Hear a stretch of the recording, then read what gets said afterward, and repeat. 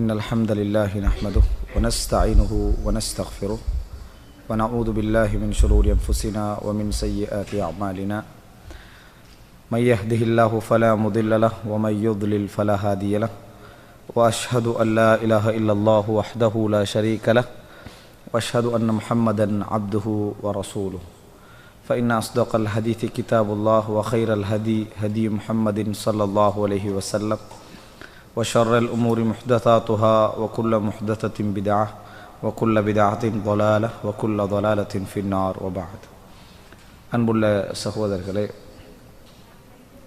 இன்றைய மார்க்க வகுப்பிலே நெருங்காதீர்கள் என்று இறைவன் சொல்லக்கூடிய உபதேசம் என்கின்ற தலைப்பில் சில முக்கியமான செய்திகளை இந்த இடத்திலே நான் ஞாபகப்படுத்திக் கொள்ளலாம் என்று நினைக்கின்றேன். அன்புள்ள சகோதரர்களே, இன்றைய சூழலில் நாம் எல்லோரும் அறிந்து வைத்திருக்கக்கூடிய, நாம் எல்லோரும் உணர்ந்து வரக்கூடிய ஒரு பொதுவான ஒரு விஷயம்தான் பாவங்கள் அதிகரித்து வருவது. எந்த அளவுக்கு என்று சொன்னால், கெட்டவர்கள் தீயவர்கள் என்று சமுதாயத்திலே அறியப்பட்டவர்கள் பாவம் செய்வது ஒரு புறம் இருக்க, நல்லவர்கள் மார்க்கத்தோடு தொடர்புடையவர்கள், மார்க்க காரியங்களில் ஈடுபடக்கூடியவர்கள், மார்க்க விஷயங்களுக்கு உதவி செய்யக்கூடியவர்கள், அந்த களத்திலே நிற்கக்கூடியவர்கள் அப்படி என்று சொல்லி சமுதாயத்திலே வெளியே இருந்து பார்ப்பார்களே, மார்க்கத்தோடு தொடர்பட்ட மக்கள் பார்ப்பார்களே, அந்த மக்களால் அடையாளப்படுத்தப்படக்கூடிய மக்களுக்கு மத்தியில் இந்த பாவ தீ என்பது மிக வேகமாக பரவி வரக்கூடிய ஒரு காலகட்டத்திலே நாங்கள் என்ன செய்கிறோம், இருந்து கொண்டிருக்கிறோம். எந்த அளவுக்கு என்று சொன்னால், ஒருவர் பாவத்தை தவிர்த்து வாழ எந்த வகையில் முயற்சி செய்து வாழ நினைத்தாலும் கூட வீட்டுக்குள்ளே வந்து பாவம் சேர்கின்ற அளவில் இன்று பாவம் அதாவது உலகமயப்படுத்தப்பட்டிருப்பதை நாங்கள் பார்க்கிறோம்.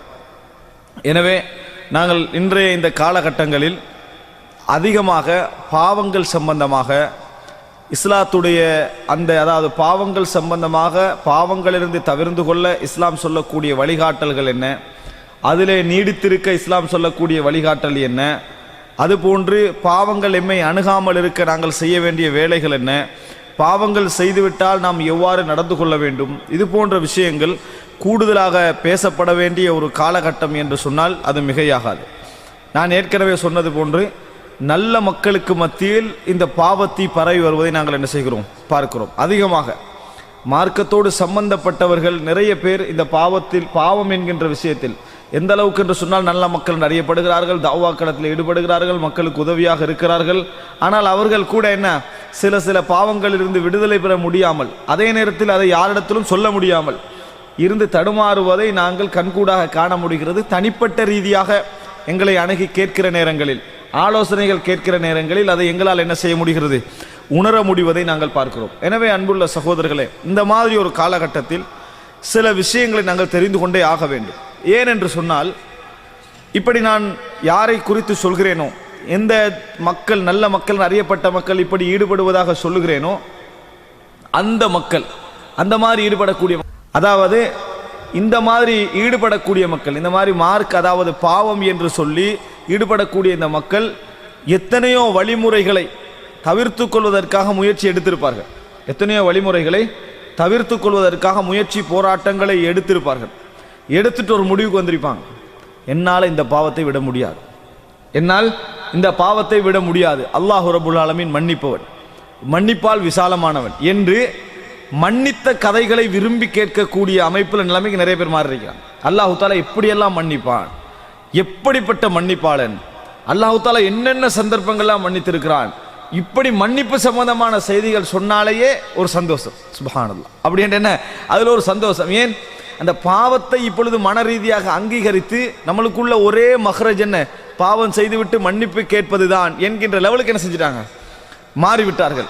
பாவத்தில் நம்ம நிச்சயமாக தோல்வி அடைவோம், ஆனால் நம்மளுக்குள்ள ஒரே வழி பாவம் செய்துவிட்டு மன்னிப்பு கேட்பதுதான் என்கின்ற இடத்திற்கு என்ன செய்து விட்டார்கள், மாறிவிட்டார்கள் என்று நாங்கள் பார்க்கிறோம். அன்புள்ள சகோதரர்களே, இதற்கு என்ன காரணம், எல்லா வகையிலும் முயற்சி எடுத்திருப்பார்கள், பாவத்திலிருந்து தவிர்த்து கொள்ள எல்லா வகையிலும் முயற்சி எடுத்து இருப்பார்கள். ஒரு வகையில முயற்சி எடுத்து தோல்வி அடைந்திருப்பார்கள், இன்னொரு வகையில முயற்சி எடுத்து தோல்வி அடைந்திருப்பார்கள், இன்னொரு வகையில முயற்சி எடுத்து தோல்வி அடைந்திருப்பார்கள். முடிவாக என்ன, முயற்சி பயனளிக்காது. அதனால தான் நாங்கள் எங்களோட சமுதாயத்தில் பார்க்கிறோம். பாருங்கள், சில தலைப்புகள் போட்டு அவசரமாக என்ன செஞ்சிருவாங்க, மக்கள் வந்து கேட்க முனைகிறார்கள். என்ன, பாவங்களை ஒரேடியாக தவிர்ப்பது எப்படி அப்படின்னு ஒரு தலைப்பு போட்டு பாருங்க, அவசரமாக கேட்பார்கள். ஏன் அதை கேட்குறாங்க தெரியுமா? அவங்க என்ன நினைக்கிறாங்கன்னா, நம்ம இவ்வளோ நாள் எடுத்த முயற்சி எதுவுமே இல்லாமல் இந்த உரையை கேட்ட உடனே பாவங்கள்லாம் சரசரன்னு தன்னை விட்டு என்ன செஞ்சிடும், ஓடிவிடும் அப்படின்னு நினச்சி தான் அந்த ஸ்பீச்சை கேட்குறாங்க. அந்த ஸ்பீச்சை கேட்டு முடிஞ்சு என்ன சொல்கிறாங்க தெரியுமா, இதுலையும் விட நிறைய விஷயங்கள் நாங்கள் முயற்சி எடுத்தாச்சு, இவ்வளோதானா அப்படி என்ற லெவலில் அவங்க என்ன செய்ய நினைக்கிறார்கள். சுபகு தொழுகைக்கு நிறைய பேர் கஷ்டப்படுவதை நம்ம பார்க்குறோம். சுபகு தொழுகையை உரிய நேரத்தில் எந்தவித கஷ்டமும் என்று தொழுவது எப்படி ஸ்பீச் போட்டால் எப்படி இருக்கும்? உடனே அதை நிறைய பேர் என்ன செய்வார்கள், கேட்பார். அவங்க நல்ல மக்கள், இல்லாட்டி ஏன் கேட்குறாங்களே, நல்ல மக்கள் கேட்பார்கள். ஏன் கேட்குறாங்க தெரியுமா? உரிய நேரத்தில் சுபகு தொழுவது. ஆனால் அவங்க என்ன எதிர்பார்க்குறாங்கன்னா, அதான் சத்தம் கேட்ட உடனே நம்ம இயல்பாக எழும்பி சும்மா அப்படி இந்த ஆட்டோமேட்டிக்கலி நடக்கிற மாதிரி அப்படி பள்ளிக்கு போயிடணும், எந்த சிரமம் இருக்கக்கூடாது. இந்த மாதிரி ஒரு வழியை அவர் சொல்லுவார் அப்படின்னு நினைக்கிறாங்க. ஆனால் அதில் பார்த்தா அவர் என்ன சொல்லுவார், இரவு நேரத்தோட தூங்குங்க, நிறைய சாப்பிட வேணாம், காலையில் அதானுக்கு அலாம் வச்சுக்கோங்க, இப்படி தானே சொல்லுவார். இதெல்லாம் வச்சு கொஞ்சம் பேர் 3 நாள் அலாம் வச்சுக்கிறாங்க. ஆனால் என்ன செய்யதில்ல, அவராக ஒண்டா எல்லாத்தையும் ஓப்பன் பண்ணிவிட்டு அவர் என்ன செஞ்சிருவார், தூங்கிடுவார். காலையில் எழுப்பினா நான் ஓப்பன் பண்ணா அவருக்கு தெரியாத லெவலில் இருக்கக்கூடிய மக்கள் நம்ம என்ன செய்கிறோம் பார்க்கிறோம். இதை சொல்கிறாங்க. குடும்ப வாழ்க்கையில் பிரச்சனைகளை தீர்ப்பது எப்படி அப்படின்ற ஒரு ஸ்பீச் போட்டால் அதையும் நிறைய பேர் என்ன செய்கிறாங்க, விரும்பி கேட்குறாங்க. ஏன், நம்ம பொறுமையாக இருப்போம் பொறுமையாக இருப்போம், ஒவ்வொரு விதத்தில் முயற்சி எடுத்த இடத்துல எங்கே முயற்சி எடுத்தாலும் ஏதோ ஒரு இடத்துல என்ன செஞ்சிடும், அது சண்டை வந்து இப்படியே தான் நம்மளோட 15-20 வருஷ வாழ்க்கை என்ன செய்யுது, போய்கிட்டு இருக்குது. ஒருவேளை இந்த ஸ்பீச் மூலம் பிரச்சனை உடனடியாக தீர்ந்துருமாய்க்கும் அப்படின்னு நினைச்சு என்ன செய்வார்கள், அதில் கேட்பார்கள். அதில் சொல்கிற 10 வழியை விட இவருக்கு 20 வழி என்ன செஞ்சிருக்கும், தெரிஞ்சிருக்கும். அதெல்லாம் அப்ளை பண்ணி தோல்வி அடைஞ்சிருப்பார். இது எல்லார மனசுல இப்போ என்னத்தை உருவாகிட்டேன்னு சொன்னால், நம்மளால் மாற்ற முடியாது, மாற்றக்கூடிய தீர்வு யாருக்கும் சொல்லவும் முடியாது. எப்படி, நம்மளால் மாற்றவும் முடியாது, மாற்றக்கூடிய எந்த தீர்வும் யாருக்கும் சொல்லவும் முடியாது அப்படின்ற முடிவுக்கு என்ன செய்து விட்டார்கள், நிறைய பேர் வந்து விட்டார்கள் என்பதை நாங்கள் எங்கள் சமுதாயத்திலே பார்க்கிறோம். ஆக அன்புள்ள சகோதரர்களே, இப்போ இந்த மாதிரியான கால சூழ்நிலையில் குர்ஆனும் சுன்னாவும் பாவத்தை தவிர்த்து விடுங்கள் என்று மட்டும்தான் சொன்னதா, பாவங்களை தவிர்த்து விடுவதற்கான வழிகளையும் சொன்னதா? இது போன்ற உரைகள் நிறைய என்ன செய்ய வேண்டும், பேசப்பட வேண்டி இருக்கிறது. இப்படி பாவங்களை தவிர்த்து விடுங்கள் என்று மட்டும்தான் சொன்னதா, பாவங்களை தவிர்த்து விடுவதற்கான வழிகள் என்ன என்பதையும் சேர்த்து சொன்னதா? அப்படி சொல்லுகிற நேரத்தில் நாம் உணரக்கூடிய அந்த கஷ்ட மனநிலை இருக்கிறதே, சில போராட்ட மனநிலை இருக்கிறதே, அது என்ன அப்படின்னு குர்ஆன் சொன்னா விளங்கப்படுத்தாமல் போய்விட்டதா? இது போன்றவைகள் பேசுவது வளர்ந்து அனுபவப்பட்டு இருக்கக்கூடிய மக்களை விட இளைஞர்களாக இருக்கக்கூடியவர்களுக்கு நிறைய பிரயோஜனமாக இருக்கும். இளைஞர்களாக இருக்கக்கூடியவர்களுக்கு நிறைய பிரயோஜனமாக இருக்கும். காரணம், ஒரு மனிதனுடைய வாழ்க்கை 30, 35, 40 என்று தாண்டுகிற நேரத்தில் சில அனுபவ அறிவே அவனை என்ன செய்யும், நிறுத்தும். சில அனுபவ அறிவே அவனை இறையச்சத்தோடு நிறுத்தும், மார்க்கத்தோடு நிறுத்தும், இறை திருப்தியோடு நிறுத்திவிடும். ஆனால் இளைஞர்களை பொறுத்தவரைக்கும் அண்ணா அவங்கள அனுபவப்படலை, அவர்கள் அனுபவப்படவில்லை. எந்த லெவலுக்கு நான் அனுபவப்பட்டு சொல்கிறேன் என்று சொல்றவங்களுக்கு என்ன சொல்றாங்க, நீ அனுபவப்பட்ட மாதிரி நானும் அனுபவப்பட்டு அந்த வருஷத்துல நான் என்ன செஞ்சிடறேன், நிறுத்தி விடுகிறேன் என்று சொல்ற லெவலில் தான் இன்றைக்கு இளைஞர்களுடைய முற்போக்கான சிந்தனை என்ன செய்கிறது, இருந்து கொண்டிருக்கிறது. அதனால் அன்புள்ள சகோதரர்களே, குர்ஆன் சுன்னா இது அதாவது இது புதிய தலைப்புகளோ புதிய பேச்சுக்களோ அல்ல. ஆரம்பகால இஸ்லாமிய அறிஞர்கள் எல்லாம் இது போன்ற விஷயங்களில் நிறையவே கவனம் எடுத்திருக்கிறார்கள், நிறையவே கவனம் எடுத்து வழிகாட்டி இருக்கிறார்கள். அந்த அடிப்படையில் அதாவது வலா தக்ரபுஹா, நீங்கள் நெருங்க வேண்டாம் என்று இறைவன் சொல்லக்கூடிய அந்த பாவங்களை எடுத்து, ஏன் இறைவன் அதை செய்ய வேண்டாம் என்ற வார்த்தையை சொல்லாமல் நெருங்க வேண்டாம் என்ற வார்த்தை என்ன செய்யறான், இறைவன் உபயோகிக்கிறான் என்பதை நாம் படிப்போம் என்று சொன்னால், கொஞ்சம் சிந்தனைக்கு எடுப்போம் என்று சொன்னால், நமது சிந்தனை வழி என்ன செய்யும், தொடரப்படும். நம்ம முயற்சி எடுப்பதும் போராடுவதும் 2வது கட்டம், முயற்சி எடுப்பதும் போராடுவதும் 2வது கட்டம். முதலாவது என்ன தெரிஞ்சிருக்கணும், சரியான முடிவு நம்மளுக்கு தெரிந்திருக்க வேண்டும், சரியான வழி நம்மளுக்கு என்ன செய்ய வேண்டும், தெரிந்திருக்க வேண்டும். அன்புள்ள சகோதரர்களே, எனவே அந்த வசனங்களை படிப்பதற்கு முன்னால் இன்னொரு விஷயத்தை நான் இந்த இடத்துல சொல்லிக் கொள்கிறேன். ஒன்று, ஷைத்தானோடு போராடி தோல்வி மனப்பான்மை. 2வது என்னன்னு சொன்னால், இந்த உலகத்துடைய 2 விதிகளை நாங்கள் தெரிந்து கொள்ள. அல்லாஹ் தஆலா இந்த உலகத்தை பல விதிகளோடு படைத்திருக்கிறார். அதில் ஒரு 2 விதிகளை நம்ம தெரிஞ்சு வைத்திருக்கணும். என்னன்னு சொன்னால், முதலாவது, இந்த உலகத்தில் இறைவன் முயற்சி இல்லாமல் எந்த மாற்றத்தையும் கொடுப்பது இல்லை. நல்ல மாற்றமாக இருந்தாலும் சரி, கெட்ட மாற்றமாக இருந்தாலும் சரி. ஒருவர் நல்லவராக இருக்கிறவர் மிகப்பெரிய கொலைகாரனாக மாறணும்னு நினைக்கிறார்னு வைங்களேன், ஒரு நாள் அவருக்கு கொலை செய்யலாது. நீங்கள் நினைச்சு பாருங்க, நல்லா வாழக்கூடிய ஒரு மனிதன் நினைச்சு பாருங்க, கொலையை பத்தி நினைச்சு பாருங்க, நினைச்சா என்ன சொல்லும்? ஏலாது. நம்மளோட மனசு கெட்டதுலேருந்து நல்லதுக்கு வரதை மட்டும் தான் யோசிச்சு பழகிக்கிறோம். நல்லதுலேருந்து கெட்டதை யோசிச்சு பாருங்க, சாத்தியப்படாது. ஏன்? மாற்றம் என்பது முயற்சிக்கு போறதான் நடக்கும். மாற்றம் என்பது அது கெட்ட மாற்றமாக இருக்கலாம், நல்ல மாற்றமாக இருக்கலாம். எதுவாக இருந்தாலும் முயற்சிக்கு பின்னால் தான் அது இறைவன் வைத்திருக்கிறான். எனவே ஒருவர் கொலை செய்யற என்று சொன்னா அது சரி வராது. அது அவருக்கு ஒரு வருடம் ஒரு கொலையை செஞ்சுட்டு வேணும்னா வந்துடலாம். ஆனா கொலைகாரனாக மாறுறது இருக்குதே, அவங்க இஷ்டப்படுப்பான். பல ஸ்டெப்புகள் எடுத்து அதெல்லாம் தாண்டி அப்படி போய் அவருக்கு அப்புறம் 50 நேரத்துக்கு கொலை செஞ்சிருவான், 20 நேரத்துக்கு என்ன செய்வான்? கொலை செய்வான். அதுக்கு பின்னால நமக்கு என்னது? இந்த அப்படி உனக்கு 6 கோடி ரியால் ஒரு கொலை செய்யறா, இந்த அப்படி 6 கோடி, நம்மளுக்கு கொலை என்ன செய்ய வராது, சரி வராது என்கின்ற மனநிலையில தான் நம்ம என்ன செய்கிறோம், இருக்கிறோம். இல்ல நம்ம அநியாயமான உயிரை கொலை செய்யறது விடுங்க.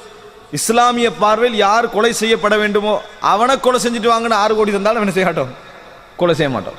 அந்த மனநிலையில் நம்ம இல்லை. ஏன்னா மாற்றம் என்பதை நீங்க நினைக்க வேணாம், முயற்சி இல்லாமல் என்ன செய்ய மாட்டேன், நடக்கும்ன்றது. ஆனா நம்மளுடைய எல்லாருடைய விருப்பம் என்ன? முயற்சி இல்லாமல் மாற்றம் நடக்க வேண்டும். முயற்சி இல்லாமல் என்ன செய்யணும்? மாற்றம் நடக்க வேண்டும். இப்போ முயற்சி என்றா என்னது? முயற்சியை புரிஞ்சுக்கணும். முயற்சி என்ற என்ன? சபர், பொறுமை. முயற்சி என்ற என்னது? சபர் தான். சபர் தான் முயற்சி. அது என்னதான் நம்ம இஜ்திஹாது என்று சொன்னாலும் பொறுமையால மட்டும்தான் என்ன செய்யலாம், முயற்சி செய்யலாம். அப்போ பொறுமை என்கின்ற ஒரு வழி இல்லாமல், அதனால தான் அல்லாஹ் தஆலா குர்ஆன்ல அழகாக சொல்கிறான், இன்னமா யுவஃபஸ் சாபிரூன அஜ்ரஹும் பிகைரி ஹிசாப். பொறுமையாளர்கள் தான் மறுமை நாளில் தங்களது கூலிகளை முழுமையாக கொடுக்கப்படுவார்கள். தங்களது கூலிகள் முழுமையாக யாருக்கு கொடுக்கப்படும்? பொறுமையாளர்களுக்கு கொடுக்கப்படும். சொர்க்கத்தில் நுழைகின்றவர்களை பார்த்து அல்லாஹ் தஆலா என்ன சொல்லுவான்? பிமா சபர்த்தும், நீங்கள் பொறுமையாக இருந்ததன் காரணமாக இந்த சொர்க்கம் உங்களுக்கு என்ன செய்கிறது, வழங்கப்படுகிறது. எனவே முயற்சி இல்லாமல், போராட்டம் இல்லாமல் உலகத்தில் நீங்க எந்த மாற்றத்தை அடைய முடியாது. இல்லை நான் முயற்சி இல்லாமல் தான் நல்ல மாற்றத்தை அடைய வேண்டும் என்று நினைக்கிறேன் என்று சொன்னா மௌத்து வரைக்கும் நடக்காது. மௌத்து வரைக்கும் நடக்காது. இது உலகத்துடைய ஒரு விதி, அல்லாஹ் தஆலா வைத்திருக்கிறான். ஒரு 10% அல்லது 5% அல்லாஹ் தஆலா சிலருக்கு சில விஷயங்களில் தனது பேரருளை என்ன செய்யலாம், வழங்கலாம். தனது பேரருளை அல்லாஹ் ரப்புல் ஆலமீன் வழங்கலாம். அது அல்லாஹ்வுடைய தனிப்பட்ட சிறப்பியல்புகளில் உண்டு. ஆனால் மற்றபடி உலகத்தில் அல்லாஹ் தஆலா வைத்திருக்கக்கூடிய முதல் விஷயம் புரிந்து கொள்ளுங்கள், சுபஹுடைய நேரத்தில் நாங்கள் சிறந்த முறையில் ஜமாத்தோடு கலந்து தொழ வேண்டும் என்று நினைக்கிறோமா, அதுக்கு முயற்சி வேண்டும். நான் ஒரு தவறில் தொடர்ந்து இருந்து கொண்டிருக்கிறேன், அதில் தவற வேண்டும் என்று, அதில் நான் விலக வேண்டும் என்று நினைக்கிறேனா, முயற்சி வேண்டும். அதே போன்று என்ன ஒரு நான் உழைப்பில் அல்லாஹ் ரப்புல் ஆலமீன் எனக்கு ரிஸ்க் நிறைய தர வேண்டும் என்று நினைக்கிறேனா, முயற்சி வேண்டும். உலகத்தில் எந்த பகுதியாக இருந்தாலும் முயற்சி என்ற ஒரு பகுதி இல்லாமல் என்ன செய்ய போவதில்லை, நடக்கப் போவது கிடையாது. இது ஒரு அம்சம். இரண்டாவது புரிந்து கொள்ள வேண்டும், இந்த உலகத்தில் எதுவாக இருந்தாலும் காலம் எடுக்காமல் நடக்காது. மாற்றங்கள் எதுவுமே என்ன செய்யாது, காலம் எடுக்காமல் நடக்காது என்பதை நீங்கள் புரிந்து கொள்ள வேண்டும். எந்த மாற்றமாக இருந்தாலும் நாளை மாற வேண்டும் அப்படின்னு நினைச்சு யாராவது மாற நினைச்சோம்னா, நம்ம ஒரு ஒழுக்கம் இல்லாத வாழ்க்கை வாழ்ந்து கொண்டிருக்கிறோம், முறையற்ற வாழ்க்கை வாழ்ந்து கொண்டிருக்கிறோம். முழு குடும்பமும் நாளையிலிருந்து ஒழுக்கமாக இருக்கணும் என்று ஒரு தந்தை கூப்பிட்டு இன்ஷா அல்லாஹ் இப்படித்தான் இருக்கணும், இப்படித்தான் இருக்கணும், இப்படித்தான் இருக்கணும் சட்டம் போட்டான்னு வைங்களே, நடக்காது. மாற்றம்லாம் ஒரு நாள் என்ன செய்யாது, நடக்கவே செய்யாது. சந்தோஷமா வேணுமெண்டா இருக்கும், சந்தோஷமாக வேணுமெண்டா இருக்கும், மனதுக்கு நம்ம மாறிவிட்டோம் அப்படின்னு சந்தோஷமா இருக்கும். நீங்க பாருங்க, சிலர் திருந்தி பள்ளிக்கு வந்து கேட்டிருப்பாங்க, 1 மாதம் 1.5 மாதம் இந்த டெய்லி பள்ளிக்கு போறானே அவன் பிந்தியா போயிடுவான் பள்ளிக்கு, அவன் கூட ஆச்சரியப்படுற அளவுக்கு முன்சப்பில் போய் நின்றுவாங்க மாறி. ஆனா அது 1 மாசம் தான். அந்த 1 மாதத்துக்கு பிறகு பள்ளியை விட்டு அந்த ஏரியால என்ன செய்ய மாட்டான், இருக்கிற அளவுக்கு மாறு. அது என்னது, நீங்க நினைக்க வேண்டாம், மாற்றம் என்பது அந்த கேஸாக வருகின்ற ஒரு விஷயம் இல்ல, ஆர்வத்தில் வரும் சில விஷயங்கள். ஆனா அது 1 மாதத்தோட 1.5 மாதத்தோட என்ன செஞ்சிடும், போய்விடும். 1 மாதம் 1.5 மாதங்களோடு போய்விடும். மாற்றம் அப்படி அல்ல, நீங்க அவதானிக்கலாம். பல வருடங்களாக அந்த மாற்றத்தை என்ன செய்யலாம், அவதானிக்கலாம். மாற்றம் எல்லாம் 1-2 நாட்களில் வரும்னு நினைக்க வேண்டாம். சிறை கைதிகள் எடுத்து பாருங்க, போகிற நேரத்தில், சிறைக்கு போகிற நேரத்தில் அவனுடைய 1 நிமிடமும் என்ன செய்யும், இது என்ன வாழ்க்கை அப்படிதான் இருக்கும். ஆனா அங்க கொஞ்சம் பேர் இருக்கிறாங்க, நான் எங்க ஒரு 25 வருஷமா இருக்கிறேன், எத்தனை 25 வருஷமா இருக்கிறேன். அது அநியாயமாக இருப்பவர்கள் நான் இங்க சொல்லவில்லை, இந்த குற்றம் செஞ்சுட்டு உள்ளுக்கு போறான்ல, அந்த மாதிரி மோசமான அதாவது தூள் இந்த மாதிரி விஷயங்களை செஞ்சுட்டு உள்ளுக்கு போறானே, அவங்கள பெருமையா பேசிக்கிறாங்க, நான் 25 வருஷமா இருக்கிறேன், இன்னொரு 5 வருஷத்துல எல்லாம் முடிஞ்சிடும். 5 வருஷத்துல முடிய மாட்டேன் தான் எப்படி சொல்றான், இன்னொரு 5 வருஷத்துல எல்லாம் என்ன செஞ்சிடும், முடிஞ்சிடும். அவனுக்கே அந்த 5 வருஷம் சின்னதாயிடுச்சு. எதனால, இந்த 25 வருஷ மாற்றம் என்ற சிந்தனை அவனுக்கு கொடுத்தான். ஆனால் அவனுக்கு ஃபர்ஸ்ட் நாள் எப்படி இருந்தது? மிக பாரமாக இருந்தது. முதலாக ஸ்கூலில் கொண்டு போய் சேர்ப்பார்களே பிள்ளைகளை, அவன் முதல் நாள் எப்படி அழுவான்? அவன்கிட்ட அழுகை வந்து அவன் இவன் படிக்க மாட்டான், வாப்பா சொல்லிடு, இவன் படிப்பானா, இவன் போக மாட்டான்னு எனக்கு தெரியும் அப்படின்னு அந்த ஒரு நாள் வச்சு முடிவெடுப்பார். 2ஆம் நாள் கொண்டு போய் விடுவார், 3ஆம் நாள் கொண்டு போய் விடுவார், 4, 5, 6வது நாள் வந்து இவர் போய் தேடி கண்டிப்பார். அவன் வரும் வரைக்கும் அவன் வரமாட்டான். மாற்றம் உலகத்தில் வந்து எந்த நீங்கள் நல்லது கெட்டது எந்த மாற்றமாக இருந்தாலும் காலம் எடுக்கும். காலம் எடுக்காமல் மட்டும் இந்த சமுதாயம் மாறணும், நாம் மாறணும், உலகம் மாறணும் நினைச்சேன்னு வைங்களே, நடக்கவே செய்யாது. அப்போ மாற்றத்துக்கு காலம் வேண்டும், முயற்சி வேண்டும். இந்த நாங்கெல்லாம் விரும்புகிற மாற்றம் என்ன தெரியுமா? கால முயற்சி, அது எதுவுமே இருக்கப்படாது. சுபகுடைய அதான் கேட்டவுடன் அப்படியே நம்ம பறந்து போய் முன்சப்புல நிற்கிற மாதிரியான ஒரு முயற்சி தான் நம்ம எதிர்பார்க்கிறோம். அல்ஹம்துலில்லாஹ் இன்றைக்கு சுபகுது இருந்தது, என்ன ஒரு இதாக இருந்தது அப்படி என்று. அல்லது நம்ம முழிச்சிருக்கணும். சில இடங்களில் வந்து தர்பியா நிகழ்ச்சி நடத்துவார்கள், முழு இரவு தர்பியா நிகழ்ச்சி. அது என்னத்துக்காக வேண்டாம்? அமல்களை ஊக்குவிப்பதற்காக அப்படின்னு சொல்லி அன்றைக்கு 3 மணிக்கு எழுப்ப விட்டு வித்திரு தொழுவிப்பாங்க. வித்திரு தொழுகை நடக்கும், அதுக்கார்கள் நடக்கும், குர்ஆன் ஓதுவார்கள், சுபஹ் ஜமாத்தோடு தொழுவார்கள். இது பயிற்சி, இது பயிற்சி இல்லை. பள்ளியிலிருந்து தொலைத்தான் செய்வான். அவன் பள்ளியில் இருக்கிறான், எதுக்காக தொழுவான்? வெட்கத்துக்காக தொலைத்தான் செய்வான். இதே தர்பியால் உள்ளவன் அடுத்த வீட்டில் பக்கத்தில் இருப்பான், ஆனால் என்ன நடக்கும்? பள்ளிக்கு வர மாட்டான். எனவே தர்பியா பயிற்சி என்பதெல்லாம் இந்த ஒரு நாள் 2 நாளில் என்ன செய்யாது, எதுவும் சரி வராது. முதல் அம்சம் முயற்சி நம்ம புரிந்து கொள்ள வேண்டும். 2வது அம்சம் மாற்றத்திற்கு காலம் எடுக்கும் என்பதை என்ன செய்ய வேண்டும்? புரிந்து கொள்ள வேண்டும். இந்த 2 இல்லாமல் இந்த உலகத்தில் அல்லாஹ் எதனையும் வைக்கவில்லை. கெட்ட மாற்றமாக இருந்தாலும் நல்ல மாற்றமாக இருந்தாலும், கெட்டதற்கான முயற்சியாக இருந்தாலும் நல்லதற்கான முயற்சியாக இருந்தாலும், இந்த 2ம் இல்லாமல் எதுவும் நடக்கும் என்று யாராவது நினைச்சேன்னு சொன்னா எந்த பயான் கேட்டாலும் பிரயோசனம் இல்லை, எந்த நூல்களை படித்தாலும் பிரயோசனம் இல்லை, எந்த வழிகாட்டுகளை படித்தாலும் பிரயோசனம் இல்லை. இந்த 2 நம்மகிட்ட வரவில்லை என்று சொன்னார். அதனால் அன்புள்ள சகோதரர்களே, அல்லாஹ் ரப்புல் ஆலமீன் முஃமின்களுக்கு ஒரு ரஹ்மத்து வைத்திருக்கிறான். அது என்ன தெரியுமா? இப்போ நம்ம எடுக்கக்கூடிய முயற்சி, இப்போ உலகியல் ரீதியாக முயற்சி எடுத்தோம்னா நாங்களே எங்களை தூண்டுபட்டு முயற்சி எடுப்போம். ஆனால் மார்க்க ரீதியான முயற்சி நம்ம முழுமையாக எடுத்தாலும் இன்னொருவர் இருப்பார். யாரு? ஷைத்தான். அவன் விட மாட்டான். அவன் ஏதாவது வேறு விஷயங்களை செய்து கொண்டே இருப்பான். என்பதனால அல்லாஹ் ரப்புல் ஆலமீன் உங்களிடமிருந்து அரைவாசி முயற்சியை தான் எதிர்பார்க்கிறான். மற்ற 50% அவனது கருணை இருக்கும். மற்ற 50% அவனது கருணை இருக்கும். அல்லாஹ் குர்ஆன்ல அதை வாக்களிக்கிறான். அல்லதீன ஜாஹது ஃபீனா லனஹ்தியன்னஹும் சுபுலனா. எங்களது பாதைகளில் யார் போராடுகிறார்களோ, முயற்சி எடுக்கிறார்களோ, அவர்களுக்கு எமது பாதைகளை எல்லாம் நாம் திறந்து விடுவோம். எமது பாதைகளை எல்லாம் நாம் திறந்து விடுவோம். வமை யதவக்கல் அலல்லாஹி ஃபஹுவ ஹஸ்புஹ். யார் அல்லாஹ்வின் மீது பொறுப்பு சாட்டுகிறாரோ அவருக்கு வேறு யாரும் தேவை கிடையாது, அவன் போதுமானவன். இப்படி அல்லாஹ் தஆலா என்ன செய்கிறான் சொல்லி, வமை யத்தகில்லாஹ யஜ்அல் லஹு மின் அம்ரிஹி யுஸ்ரா. யார் அல்லாஹ்வை பயப்படுகிறாரோ அவரது காரியங்களில் அல்லாஹ் இலகுவையாக்குவான், லேசாக்கிடுவான். அல்லாஹ் தஆலா லேசாக்கி விடுவான். அப்ப நம்ம வந்து சைத்தானோட போராட வேண்டியவர் அந்த 50% முயற்சியை கொடுத்தோம் என்றால் மற்ற 50 இறைவன் என்ன செய்வான்? நம்மளை கொண்டு போய் சேர்த்து விடுவான். அப்படி என்றால் எங்களோட தோல்விக்கான பெருவாரியான காரணம் நாங்கள் தான். 50% முயற்சி கூட நம்மளுக்கு என்னது இல்லை என்பது அர்த்தம். 50% முயற்சி கூட இல்லை என்பது அர்த்தம். எனவே அன்புள்ள சகோதரர்களே, இந்த பகுதி நாம் உணர வேண்டிய மிக முக்கியமான பகுதி. பாவங்கள் சம்பந்தமாக அதை விடுவதற்காக போராடக்கூடிய இளைஞர்கள் சகோதரர்கள் யாராக இருந்தாலும், அதே போன்று நன்மைகள் செய்ய வேண்டும், கடமைகளை நிறைவேற்ற வேண்டும் என்பதற்காக போராடக்கூடியவர்களாக இருந்தாலும் சரி, இந்த 2 பகுதியை மறந்துடக்கூடாது. இந்த 2 பகுதியை மறந்து விடவும் கூடாது. அதே நேரம் 3வது ஒரு விஷயம் நம்ம உணர்ந்து கொள்ள வேண்டும். மாற்றத்துக்கு பின்னால், நான் மாற்றத்துக்குரிய சொல்றேன், மாற்றத்துக்கு பின்னால் உணர வேண்டிய ஒரு விஷயம் இருக்கிறது. அது என்ன தெரியுமா? சைத்தான் இப்ப நம்மளை விட்டு ஒதுங்கிட்டான்னு மட்டும் நினைச்சிடக்கூடாது.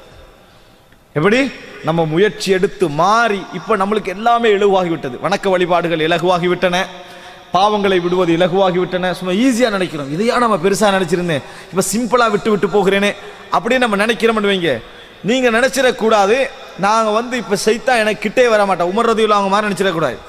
எனது வேறு பாதையால் சைத்தான் போய் விடுகிறான்னு வருது, அது மாதிரி நம்மளுக்கு கிட்ட நம்ம வேறு பாதையாலாம் சைத்தான் போறான் போலைக்குது அப்படின்னு நினைக்க கூடாது. ஒரு நாள் அப்படி சைத்தான் இருக்க மாட்டான். சைத்தான் என்ன செய்வான்டா, சந்தர்ப்பம் எதிர்பார்த்துக்கிட்டு இருப்பான். என்ன செய்வான்? சந்தர்ப்பம். என்ன சந்தர்ப்பம்? உங்கள் கடந்த கால பாவங்களை அழகாக கொண்டு வந்து காட்டுவதற்கு பொருத்தமான நேரம் என்னன்னு தேடிக்கிட்டு இருப்பான். அதே போல இந்த செய்யக்கூடிய வணக்க வழிபாடுகளை மிக ஹார்டாக காட்டுவதற்கான ஒரு நேரம் எதிர்பார்த்துக்கிட்டு இருப்பான். உங்களை உங்களோட பெருமை மூலம் உங்களை உயர்த்தி எல்லாத்தையும் அழிச்சு விடுவதற்கான காலத்தை என்ன செய்வான்? எதிர்பார்த்து கொண்டு இருப்பான். ஷைத்தான் இதை கடைசி நிமிஷம் வரைக்கும் எதிர்பார்ப்பான். இன்றைக்கு நாங்கள் சர்வ சாதாரணமாக பார்க்கிறோம். கடந்த காலங்களில் இளம் வயதுகள்லாம் நல்ல வணக்க வழிபாடுகள் இபாதத்துகள் செய்தவர்கள் 20-25 வருடங்களுக்கு பின்னால் 60 வயது 65 வயசுல இருப்பாங்க. இளைஞர்களுக்கு உபதேசம் பண்ற நேரத்தில் தங்களுடைய இளமை பருவத்தை மறந்து அவங்க என்ன பாடுபட்டாங்க இடத்தெல்லாம் மறந்து உபதேசம் பண்ணுவார்கள். எப்படி நீ எல்லாம் என்னடா தொழுவுரை அட்வைஸ் என்ன தொழுவுரை நான் அந்த காலத்தில் எப்படி தொழுவன் தெரியுமா சுபஹானல்லாஹ் அப்படி என்று ஒரு தான் தொழுதை தானே வர்ணிச்சு நான் கஷ்டப்பட்டு தொழுதிருக்கிறேன் அந்த காலத்தில் என்ன ஒரு முன்மாதிரியாக இது வேற தண்ட தொழுகையை தானே வர்ணிச்சு அப்படி என்ன செய்யறாங்க முழுமையா சொல்றாங்க. சொல்லி முடிஞ்சா இது என்ன நடக்க சொல்லுங்க பாப்போம். 20-30 வருடமாக பாதுகாத்து வந்த தொழுகையை சைத்தான் எத்தனை வயசுல அடிச்சா 65 வயசுல என்ன செஞ்சா நீ தொழுதது உலகத்திற்காக சைத்தான் எடுத்துருவான். இது சைத்தான் நம்பிக்கை இழக்க மாட்டான். ஏன் உங்களோட நீங்க சைத்தானோட ஃபேஸ் பண்ற வருடம் 60-70 அவன் ஃபேஸ் பண்ணி கண்டிக்கிற வரும் ஆதம காலத்துல இருந்து. அதனால அவன் என்ன செய்ய மாட்டான் அதுல நம்பிக்கை இழக்கவே மாட்டான். இது மாதிரி நீங்கள் பார்க்கலாம். நபித்தோழர்களுடைய வரலாற்றை நீங்கள் கேட்டதாக இருக்கலாம். மிர்சதல் கனவி ரலியல்லாஹு அன்ஹு அவர்கள். இது தலைப்புக்கு எல்லாம் வெளியே நினைக்க வேண்டாம். நீங்க இந்த தலைப்பை புரிந்து கொள்வதற்கும் தலைப்புடைய விஷயங்களை அறிந்து கொள்வதற்கும் மிக அடிப்படையான விஷயங்கள். மிர்சதல் கனவி ரலியல்லாஹு அன்ஹு இந்த நபித்தோழர் எங்களுக்கு தெரியும். அதாவது மக்காவுடைய காலத்தில் தவறான அதாவது தொடர்பிலே இருந்தவர். எல்லார்ட்டையும் ஆரம்ப காலத்தில் ஒரு தவறுகள் இருந்திருக்கும். அந்த மாதிரி இவற்றும் அப்படியே தவறு இருந்தது. விபச்சாரம் என்ற ஒரு தொடர்பு இருந்தது. மிர்சதல் கனவி இஸ்லாத்தை ஏற்று சிறந்த ஒரு நபித்தோழராக மாறி நல்ல முறையில் வாழ்ந்து ஹிஜ்ரத் நடந்து இவ்வளவு காலம் தாண்டிச்சு. பத்ர் யுத்தத்தில் உஹது யுத்தத்தில் கைது செய்யப்பட்ட கைதிகள் மக்கால் இருப்பாங்க. இந்த கைதிகளை எப்படியாக விடுவித்து கூட்டி வருகின்ற முறையான வேலை நடக்கும். பொதுவாக இன்னொரு நாடு என்ன செய்யும் ரகசியமாக அந்த கைதிகளை விடுதலைப்பதற்கான எல்லா முயற்சியும் நடக்கும். அப்படிப்பட்ட முயற்சியில் மிர்சதல் கனவி ரலியல்லாஹு அன்ஹு நபித்தோழர் இறங்கிக்கிறார். அவர் மக்காவுக்கு போறார். ஒரு இரவு நேரம் என்ன செய்யறாரு நபித்தோழர்களை இந்த கைது செய்யப்பட்ட கைதிகளை விடுவிப்பதற்காக போறார். போய் ஒரு கைதியை விடுவிப்பதற்காக போன அந்த நேரத்தில் இவருடைய நிழலை காண்றாரு இனாக் என்ற பெண்மணி. அந்த நிழலை பார்த்துட்டு இவர் தான் வந்திருக்கிறார்னு முடிவெடுக்கிறார். முடிவெடுத்து சொல்றா மிர்சத் மர்ஹபா அப்படின்றாங்க. எப்படி மிர்சதா வந்திருக்கிறீங்க மர்ஹபாண்டு பாருங்க. மர்ஹபான்னா நல்லதுக்கும் கெட்டதுக்கு ரெண்டுக்கும் மர்ஹபா தான் விளங்கிட்டா. மர்ஹபா அப்படின்னு சொல்றாங்க. மர்ஹபா என்று சொன்ன உடனே வாங்க மிர்சதே அப்படின்றாங்க. இவர் வந்த நோக்கம் கைதிகளை விடுவிச்சுட்டு போக, அவ அழைத்த நோக்கம் விபச்சாரம். அப்போ உடனே இவர் இனாக்க பார்த்து சொல்ற அந்த பெண்மணியை பார்த்தியா இனாக் இன்னல்லாஹ கத் ஹர்ரம ஸினா இனாக்கே அல்லாஹ் தஆலா விபச்சாரத்தை ஹராமாக்கி விட்டான் உறுதியாக சொல்றாரு. இந்த உறுதி சாதாரண வார்த்தையும் இல்ல மேலோட்டமான வார்த்தை இல்ல. அவருடைய ஹிஜ்ரத் அவருடைய ஜிஹாத் அவருடைய போராட்டம் அவருடைய இஸ்லாம் அவருக்கு கொடுத்த அந்த ரிசல்ட். ஆனா இனாக் சொல்ற நீ இப்ப கட்டுப்படா என்ற அழைப்புக்கு பதில் சொல்லலேண்டா நீ கைதிகளை தூக்கிட்டு போக வந்திருக்கிற விஷயத்தை நான் பரத்திடுவேன். இரண்டாவது ஆபத்து இது. இரண்டாவது ஆபத்து. அப்ப என்ன செய்யறாரு சொன்னா இவரு அவசரமாக அந்த கைதியை விடுவிச்சு இடத்துக்கு வந்துட்டாரு. அவரை சுமந்து அவர் சொல்றாரு அவர் மிக பாரமான ஒரு மனுஷனா செஞ்சாரு இருந்தாரு. அவர் ஓடுறார். அவர் விட்டுட்டு கூட ஓடல. அவர் சுமந்து எங்க போகணும் மக்கால இருந்து மதீனாவுக்கு வெஹிக்கல்ல இதுல வந்திருப்பாரு. சாதாரண ஒட்டகம் சாதாரண கழுது இப்படி வந்திருப்பாரு. எடுத்துட்டு ஓடுறார். இவர் சத்தம் ஓடுறா. எப்படியோ இவர் தப்பி என்ன செஞ்சிட்டாரு மதீனாவுக்கு வந்து விட்டார். இது சைத்தானுக்கு மிகப்பெரிய ஒரு சந்தர்ப்பமான சூழல். இது மாதிரி சந்தர்ப்பங்களை சைத்தான் நம்மகிட்ட தேடுவான். சைத்தான் என்ன செய்வான் நம்மிடத்துல தேடுவான். இதோட முடிஞ்சா பரவாயில்ல. இப்ப மிர்சத் மதீனாவுக்கு வந்துட்டாரா இனாக்கை தூண்டிய சைத்தானும் மதீனா வரைக்கும் வந்திக்கிறான்னு அர்த்தம்.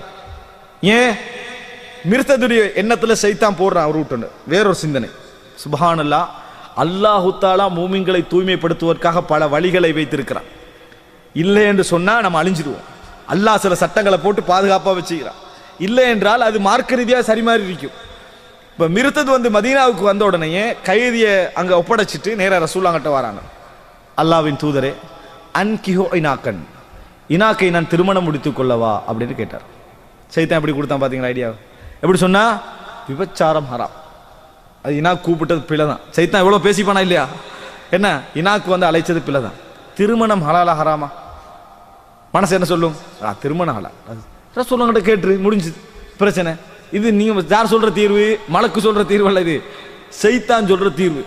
ஏன் மதீனால நல்ல மார்க்கப்பட்டுள்ள பெண்கள் இருக்க மார்க்க துறையில் நல்ல பெண்கள் இருக்க அதாவது இவருக்கு எல்லா வகையிலும் பொருத்தமான பெண்கள் இருக்க மக்கால் உள்ள சந்தர்ப்பத்தை எப்படி கனெக்ஷன் போட்டான் பாத்தீங்களா சைத்தான்.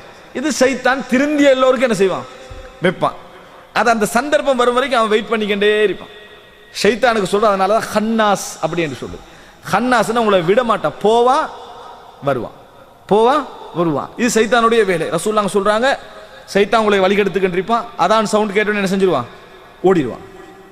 அதான் சவுண்ட் கேட்டு ஓடினா அதான் முடிஞ்சோடனே வருவான்.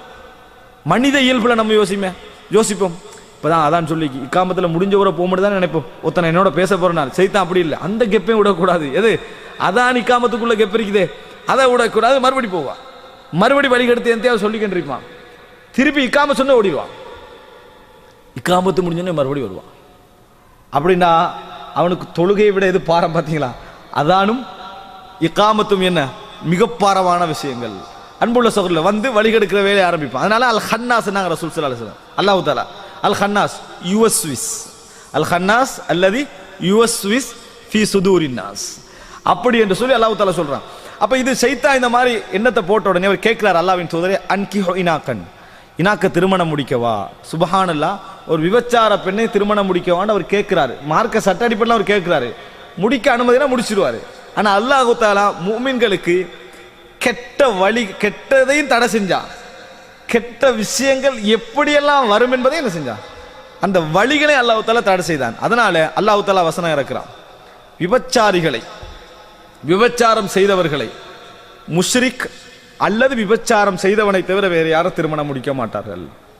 வஹுர்ரிம ذلك على المؤمنين, முஃமின்களுக்கு அது ஹராமாக்கப்பட்டிருக்கிறது. அப்படி என்ற வசனம் இறங்குகிறது. ரசூலுல்லாஹ் ஓதி காட்டுறாங்க. முடிஞ்சு. அப்படின்னா என்ன, முடிக்க கூடாது. இப்ப தோல்வி அடைஞ்சது யாரு? ஷைத்தான். எப்படி தோல்வி அடைஞ்சா? அல்லாஹ்வுடைய வசனத்தின் மூலம் என்ன செஞ்சான், தோல்வி அடைந்தான். எனவே புரிஞ்சுக்கங்க, விபச்சாரத்தை இஸ்லாம் தடை செய்தது மட்டுமல்ல, நீங்கள் அதில் விழக்கூடிய வழிகளையும் இஸ்லாம் என்ன செய்திருக்கிறது, தடை செய்திருக்கிறது. அதுக்குரிய ரூட்டையும் என்ன செஞ்சிருக்கிறது, தடை செய்திருக்கிறது. எந்த இடத்துல தடை செய்து?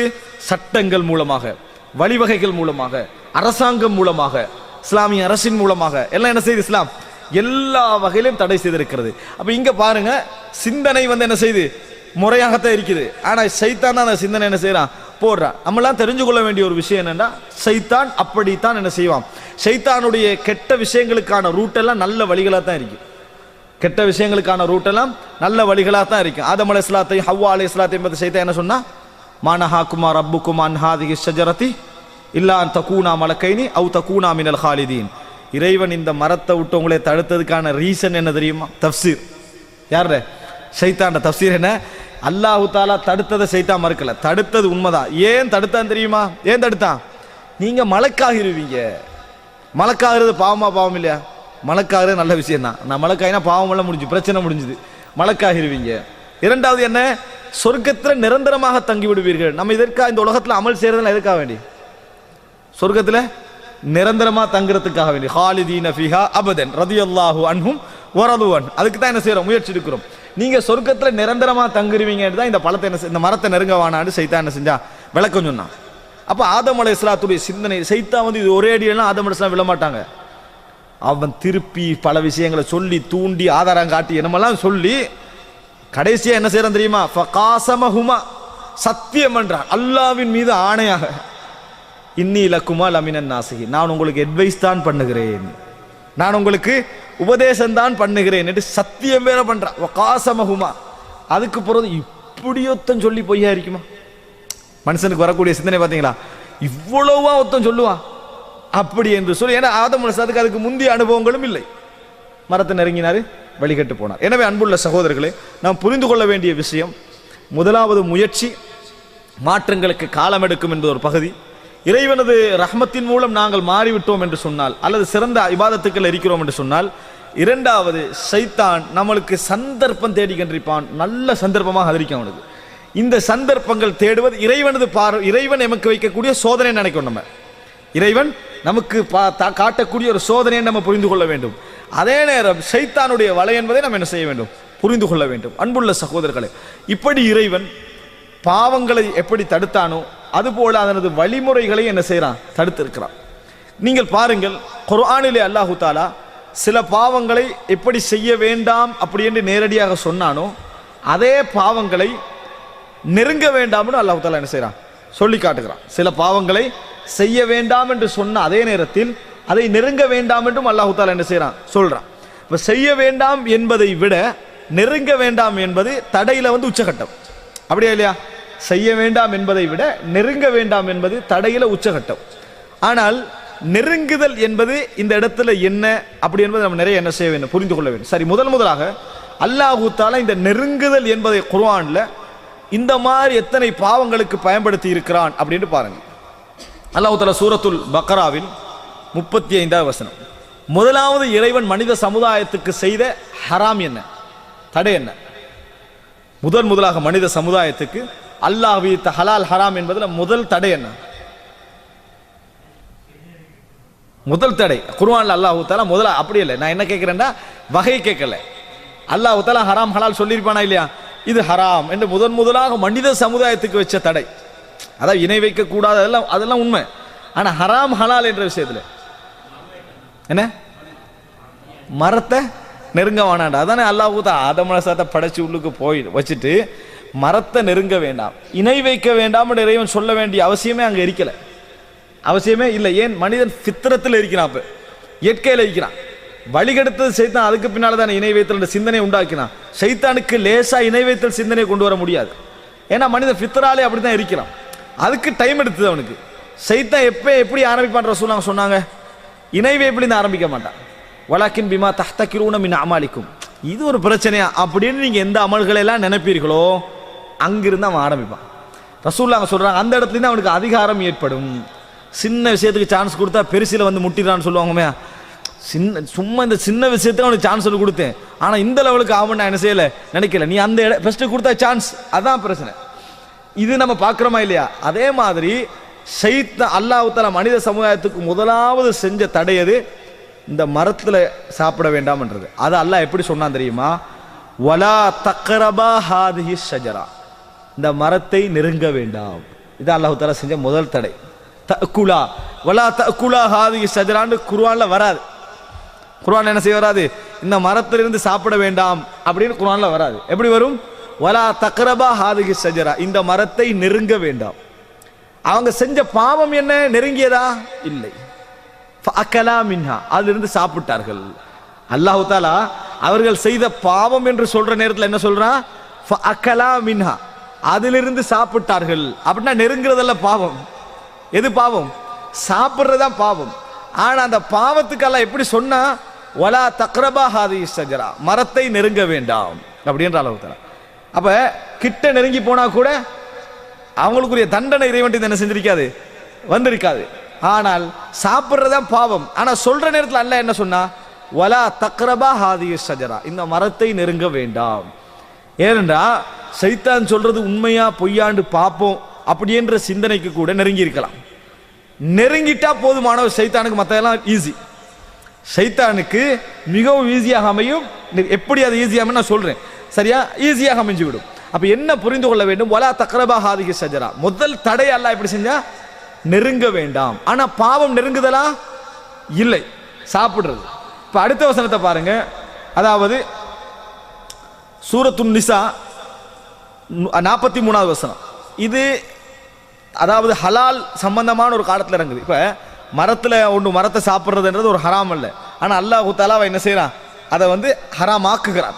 அதே போல அல்லாஹ் தஆலா என்ன செய்யறான்னு சொன்னால், சாராயம் ஹலாலாக இருந்த ஒரு காலகட்டத்தில் அந்த சாராயத்தை ஒரே ஒரு டைம்ல மட்டும் அல்லாஹ் ஹராம் ஆக்கினான். இப்ப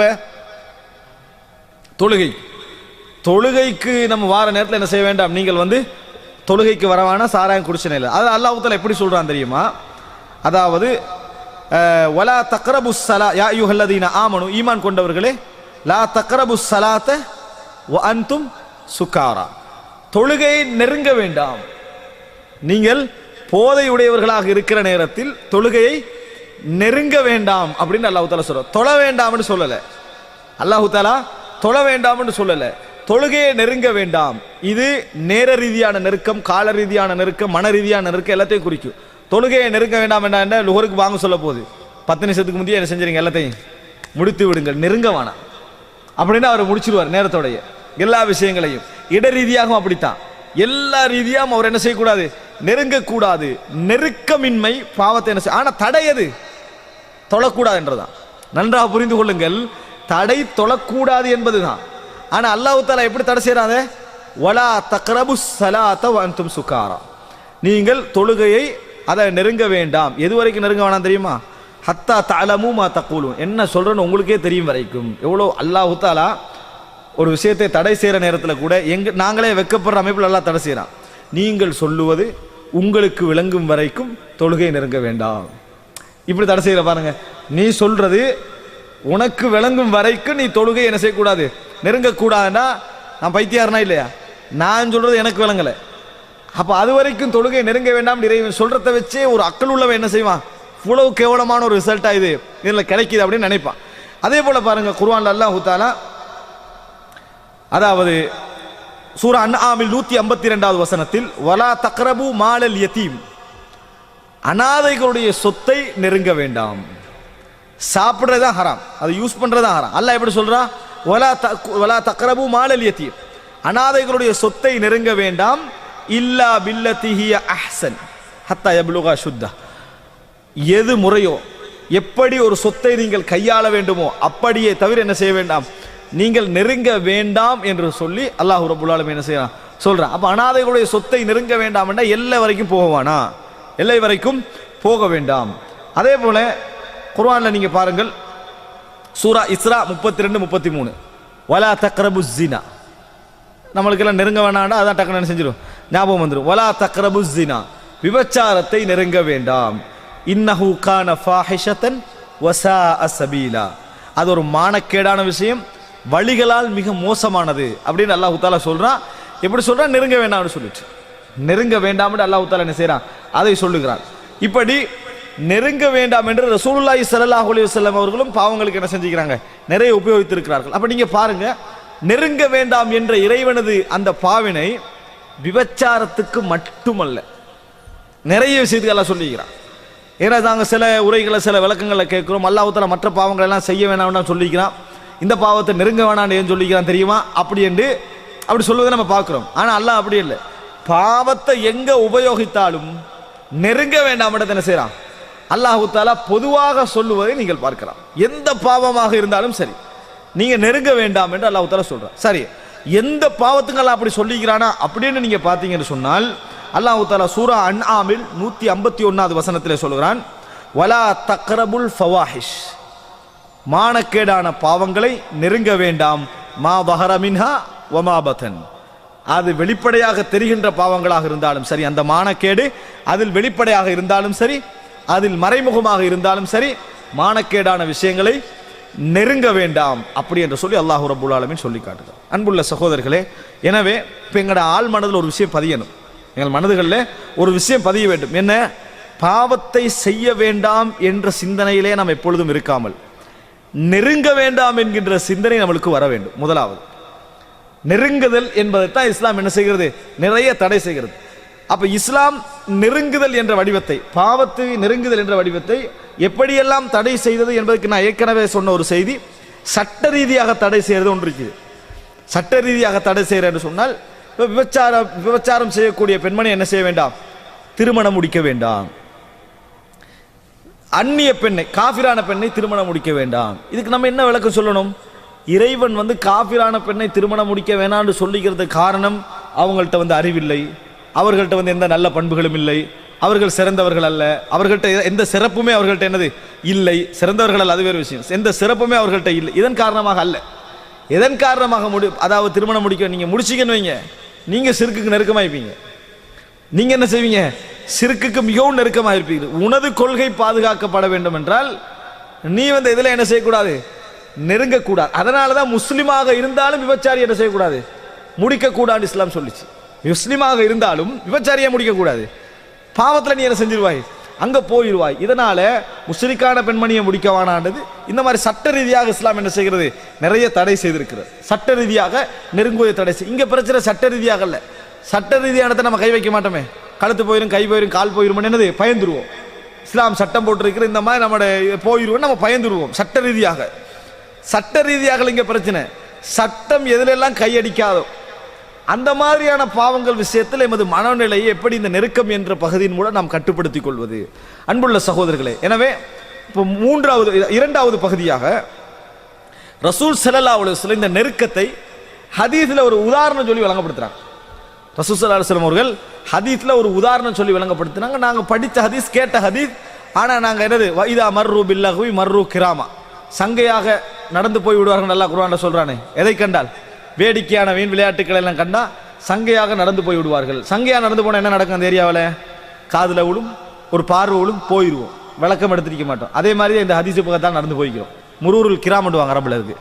முரூருல் கிராமண்டா என்னது? சங்கையாக நடந்து போய் விட்டார், காதில் போல் விழுந்தது, விளக்கமெல்லாம் எடுக்கிறது அப்படியே போயிடுறது. அந்த ஹதீஸ் என்ன?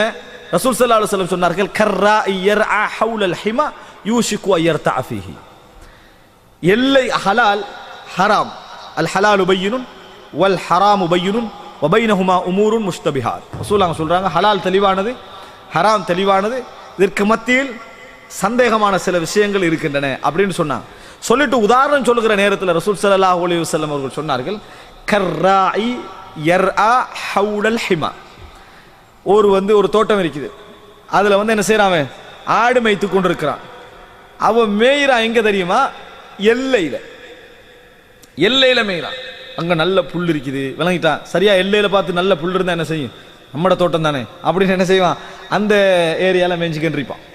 இப்படி மேய்ஞ்சா என்ன நடக்கும் தெரியுமா? அடுத்த கொட்டுக்குள்ள தலை போகும். ரசூலுல்லாஹ் சொல்றாங்க, கர்ராஇ யர்ஆ ஹவுலல் ஹிமா யூஷிகு அய்யர்தா ஃபீஹி. அதுக்கு பிறகு நம்ம என்ன பேசுவோம் தெரியுமா?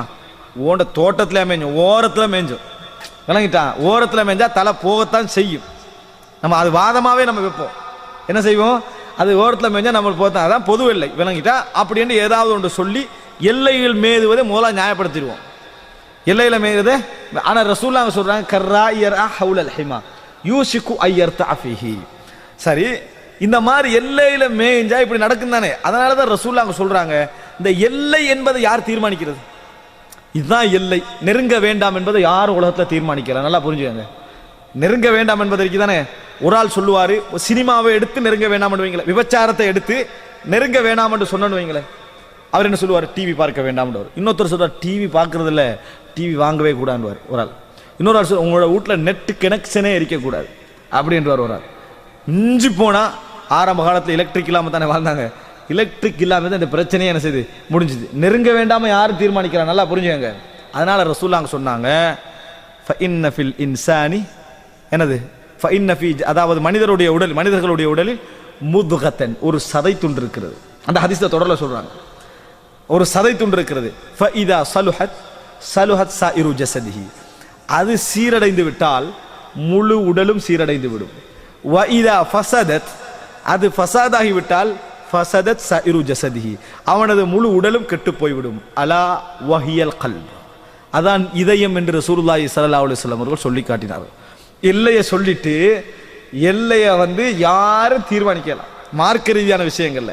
நீங்க என்ன எல்லையை, அல்லாஹ் ஹராம் ஹலால் என்ற எல்லை இருக்குதே, அதை அல்லாஹ் சொல்லிடுவான். ஃபத்தில்க ஹுதூதுல்லா, அதான் அல்லாஹ்வுடைய எல்லைன்னு அல்லாஹ் தஆலா சொல்லிடுவான். அதல்ல இப்ப ஹலாலுடைய ஓரத்துக்கு போறது. இந்த ஓரத்தை பொறுத்த வரைக்கும் நம்ம யாரும் தீர்மானிக்க முடியாது. அது எப்ப தீர்மானிக்கும் தெரியுமா? மனசு கல்பு சரியாகினால் மட்டும்தான். நம்மட கல்பு இந்த பாவத்தின் பக்கம் நெருங்கக்கூடாது அப்படின்ற உணர்வுல இருக்கிற நேரத்தில் ஒருவர் உங்கள்கிட்ட அட்வைஸ் பண்றாரு, நீங்க டெலிவிஷன் வச்சிருக்கிறதுனால இந்த பிரச்சனை உங்களுக்கு ஏற்படுது, எடுங்கண்டா, அவரை கல்பு அதுக்கு சார்பா தான் ஓடும், அதுக்கு சார்பா ஓடும். அது ஹராம்ன்றதுனால இல்லை, இன்னொரு ஆளுக்கு அவர் திணிக்கவும் கூடாது, நான் திருந்தினது இப்படித்தான், நீனும் இப்படித்தான் திருந்தனு அதை சொல்லவும் கூடாது. அவர் அட்வைஸ் என்ன பண்ணலாம், ஏன்னா அல்லாஹ்வுடைய ஹலால் ஹராத்துக்குள்ள அது என்ன செய்யாது, வராது. ஆனால் இவர் ஒரு பாவத்தை தவிர்ப்பதற்கு ஒருத்தர் சொல்ற நேரத்தில் இவர் எல்லா விஷயங்களையும் தவிர்க்கத்தான் பார்ப்பார், எல்லா விஷயங்களையும் தவிர்க்கத்தான் பார்ப்பார். இந்த பகுதியால் தான் பேணுதல் என்ற பாபு துறப்பட்டது. பேணுதல் இஸ்லாமிய வரலாற்றில் அல் வரா ஜுஹுத் அப்படின்னு அழைப்பார்களே, பேணுதல் என்ற பகுதி திறப்பட்டதற்கான காரணங்கள்ல உண்டு. அதுதான் என்ன, இந்த பாதி அது நாங்க இந்த இடத்துல நின்றுவோம், இது போதும், நம்ம இதுல நின்றா நம்ம நெருங்க மாட்டோம். ஆனா அபூபக்கர் உமர் ரலியல்லாஹு நினைப்பாங்க, எங்களை விட தூரத்துல நிற்பாங்க, எங்களை விட தூரத்தில் நிற்பார்கள். அவங்க நினைப்பாங்க, நான் இங்க நிக்கிறதா நல்லது, ஏன் எனது தக்குவா என்ன இங்க நிறுத்தும், அவருடைய தக்குவா அவர் அங்க கொண்டு போய் நிறுத்தும். அதனால ரசூலுல்லாஹ் நெருங்க வேண்டாம் என்றதுடைய எல்லையை சொல்றாங்க. பாவம் எல்லை தெளிவு, அல்லாஹ் அல் ஹலால் பையின் வல் ஹராமு பையின், ஹலால் தெளிவு ஹராம் தெளிவு. இதை நெருங்கிறது இருக்குது ஹராம். இந்த ஹராத்தை நெருங்குவதை பொறுத்த வரைக்கும் எந்த இடத்துல நிக்கணும் என்பது யாரால என்ன செய்ய முடியாது, தீர்மானிக்க முடியாது. அதனாலதான் ரசூலுல்லாஹ் சொன்னாங்க, என்னது இந்த உடம்புல என்ன செய்திருக்க, உடம்புல என்ன இருக்கிறது, ஒரு முதுகா, ஒரு சதை துண்டு இருக்கிறது. இதா சலுஹத், அது சரியாகிவிட்டால் டோட்டல் பொடியும் சரியாகிவிடும். அப்படி என்றால் என்ன, ஹலாலின் பக்கம் அது இணைஞ்சிடும். உள்ளம் சரியாகிவிட்டா எல்லாம் சரியாயிரும்னா என்ன, எப்படி வழங்கக்கூடாது. அவர் நல்ல மனிதராக இருந்தால் அவருக்கு நோயே வராது, எல்லாம் ஆரோக்கியமாக செய்வார், அவர் இருப்பார்ன்ற அர்த்தம் அல்ல. நல்ல மனிதராக இருப்பார், கேன்சரோடு இருப்பார், சுகரோடு இருப்பார், எல்லாம் இருக்கும். அதை இது குறிக்கல. அவருடைய சலாஹியத், நல்ல வாழ்க்கை, சிறந்த லைஃபோட அவருடைய என்ன செய்யும், இருக்கும். அது ஃபசாத் ஆகிவிட்டால் எல்லாம் ஃபசாத் ஆகிவிடும். அலா வஹியல் கல்ப் அப்படின்னு ரசூலுல்லாஹ் சொல்றாங்க. இப்போ பாருங்க, ஹராம் ஒன்று இங்கே இருக்க, இது நெருங்கக்கூடாது என்ற பகுதியில் ஒருவர் இந்த இடத்துல நின்றுவார், ஒருவர் இங்கே நிற்பார், ஒருவர் இங்கே நிற்பார், ஒருவர் நெருங்கவே இல்லாத தூரத்தில் என்ன செய்வார், நிற்பார். இதுதான் நெருக்கம். நெருங்க வேண்டாம் என்பது என்னென்ன பகுதியை நம்ம புரிஞ்சுக்கணும். சட்டங்கள் மட்டுமல்ல, சட்டங்கள் மட்டுமல்ல. எது, உதாரணமாக நல்லா நெருங்குதல சரியா புரியலைன்னா இந்த இடத்துல வராது. எப்படி ரசூல் ஸல்லல்லாஹு அலைஹி வஸல்லம் அவர் சொல்றாங்க, விபச்சாரம் என்ற அடிப்படையில் ஒரு பெண்ணை ஒரு முறைக்கு மேல என்ன செய்ய வேண்டாம், ஒரு முறை எதேர்ச்சியாக விழுகின்ற பார்வை இருக்குது, இந்த பார்வையோடு உங்களை என்ன செஞ்சீங்க, நீங்கள் கண்ட்ரோல் ஆகிக்கங்க. அடுத்த இரண்டாவது பார்வை நீங்க பார்க்க கூடாதுன்றது ஹதீஸ். அப்படியா இல்லையா? இது நெருங்க வேண்டாம் என்ற பகுதி அல்ல, இது இறைவன் நெருங்கக்கூடாததுக்கான போட்ட சட்டம். விளங்கிட்டா? இது நான் இறைவன் நெருங்க வேண்டாம் இருக்கிறேன், அதனால நான் இதை தவிர்த்துக் கொள்கிறேன், அப்படியெல்லாம் இல்லை. நீ தவிர்த்தான் ஆகணும், அது சட்டம் உங்களுக்கு. இதையும் தாண்டி நீங்க கொண்டு வச்சுக்கிறீங்களா, அதான் ஃபலா தக்ரபூஹா, நெருங்க வேண்டாம் என்றது. புரிஞ்சுதா? அதாவது இறைவன் தடை செய்தவைகள், ஒரு விபச்சாரம் என்ற ஒரு தவறுக்காக வேண்டி இஸ்லாம் சூழ தடை செய்தவைகள் நிறைய இருக்கும். இதுவும் இந்த நெருக்கத்தில் இருந்து இறைவன் தடை செய்யக்கூடிய விஷயங்கள் தான். ஆனா அதை தாண்டி சில பகுதிகள் இருக்கின்றன. நாங்க என்ன செய்யறது, அந்த பகுதிகளுக்கு போகாமல் தவிர்த்து கொள்வது. அன்புள்ள சகோதரர்களே, இன்னும் பாருங்கள், ரசூல் ஸல்லல்லாஹு அலைஹி வஸல்லம் சொன்னார்கள், ஸலாஸத்துன் லா யதுகுலூனல் ஜன்னah, 3 பேர் சொர்க்கம் நுழைய மாட்டார்கள். 3 பேர் சொர்க்கம் நுழைய மாட்டார்கள். ஒன்று அல் மன்னான், கொடுத்ததை சொல்லி காட்டக்கூடியவன், கொடுத்ததை சொல்லி காட்டுவன். அல் ஆக்குலி வாலிதைஹி, தன் பெற்றோர்களுக்கு நோவினை செய்யக்கூடியவன், தன் பெற்றோர்களுக்கு நோவினை செய்யக்கூடியவன். நோவினை அடிக்கிறவனுக்கு, நோவினைண்டாவே நம்மளுக்கு தெரிஞ்சது அடிக்கிறது, ஏசுறது, அதல்ல. எந்த வகையில அவங்களை என்ன செய்யறது இல்லை, மன கஷ்டத்துக்கு உள்ளாக்குவது இல்லை. அல் ஆக்குலி வாலிதைஹி. அடுத்தது மூன்றாவது என்ன, அத்தையூஸ், வீட்டிலே மானக்கேடான விஷயங்களை அங்கீகரிப்பவன். வீட்டிலே மானக்கேடான விஷயங்களை அங்கீகரிப்பவன். ரசூலுல்லாஹ் சொன்னாங்க, அத்தையூஸ், இவன் சொர்க்கம் நுழைய மாட்டான். அவர் மார்க்க ரீதியா எல்லாம் நல்லா இருக்கிறாரு, மார்க்க ரீதியா அந்த மாதிரி கட்டுப்பாடாக இருக்கிறாரு, எல்லாம் ஓகே. ஆனா வீட்டில் என்ன மெகசின் மேசையில இருந்தாலும் கண்டுகொள்ள மாட்டார், அதுல சினிமா பக்கம் இருந்தாலும் கண்டுகொள்ள மாட்டார். பேப்பரண்டா வரத்தான் செய்ய மாட்டேன்னு அப்படி அந்த மாதிரி விட்டு, பேப்பரண்டா வரத்தான் செய்யும் ஓண்ட அனுபவத்துக்கு நீ அது ஓகே. ஆனா 8 வயசு 10 வயசு 12 வயசுல உள்ளவனுக்கு இருக்குது, அது பெருசு. அந்த இடத்துல நீ யோசிக்கணும். அதான் தையூஸ் நாங்கள் ரசூலுல்லாஹ், நீ என்னது, மானக்கேடான விஷயங்களை வீட்டில் அங்கீகரிப்பவன். இப்ப இதெல்லாம் வலா தக்ரபுஹா, வீட்டில் மானக்கேடு அப்படின்னா உங்களோட மனது ரோசப்படக்கூடிய மாதிரியான எந்த அமைப்பில் உள்ள விஷயங்களை நீங்க என்ன செய்யக்கூடாது, அங்கீகரிக்க கூடாது. இப்ப நீங்க புரிஞ்சுக்கங்க, இதுவும் விபச்சாரத்தை நெருங்காமல் இருக்க இஸ்லாம் வைத்த தடைகள். அப்படியா இல்லையா? விபச்சாரத்தை நெருங்காமல் இருக்க இஸ்லாம் வைத்த தடைகள். ஆனா ஒன்றை புரிந்து கொள்ளுங்கள், வலா தக்ரபுஹா என்பது இதை மட்டும் குறிக்காது. இதற்கு வெளியாக நாம நெருங்காமல் இருப்பதற்கு போட்டுக்கொள்ளக்கூடிய எல்லா விஷயங்களும் அதுல என்ன செய்யும், அடங்கும் என்பதை புரிந்து கொள்ள வேண்டும். அன்புள்ள சகோதரர்களே, இந்த இடத்துல நாம் புரிந்து கொள்ற அம்சம் என்ன, அது வலா தக்ரபு மாலல் யதீம், அனாதையுடைய சொத்தை நெருங்க வேண்டாம் என்பது நான் உங்களுக்கு ஊண்டா விளங்கப்படுத்துகிறேன். அப்படி என்றால் உங்களுக்கு நல்லா விளங்குது, நீங்க கஷ்டத்தில் இருக்கிறீங்க, வறுமையில் இருக்கிறீங்க, அனாதைகளை பொறுப்பெடுக்கிற என்ற பேர்ல சொத்துள்ள அனாதையை பொறுப்பெடுக்காதீங்க. விளங்கிட்டா? சொத்துள்ள நல்லா அவர் புள்ள அனாதை ஆயிட்டு, அவனுக்கு கோடான கோடி சொத்து இருக்குது, சரியா? இப்போ நீங்கள் அனாதைகளை பொறுப்பெடுத்து சொல்லி குர்ஆன் சொல்லி இருக்கிறது, அதனால் இந்த அனாதையை பொறுப்பெடுத்து நான் வளர்க்க போறேன், எதுக்காக வேண்டி, சொத்தை பார்த்துட்டு. அந்த எண்ணம் வந்தாலே வலா தக்ரபு மாலல் யதீம், சரியா, நெருங்க வேண்டாம். இப்போ இந்த இடத்துல அல்லாஹ் தஆலா பொறுப்பெடுத்தவர்களை தான் சொல்றான். இந்த இடத்துல அல்லாஹ் பொறுப்பெடுத்தவர்களை தான் நீங்க முறையானுங்கன்னு சொல்றான். ஆனா நாங்க இதுல எதையெல்லாம் புரிஞ்சுக்கணும்னு சொல்ல வரேன். வலா தக்ரபு மாலல் யதீம் இல்லா பில்லத்திஹி அஹ்சன் என்று சொன்னால் நம்ம புரிஞ்சுக்கணும், நம்ம இதை எடுத்தோம்டா, நான் நேர்மையானவன், நான் திறமையானவன், நான் பேணுதலான, அதெல்லாம் சரிதான்.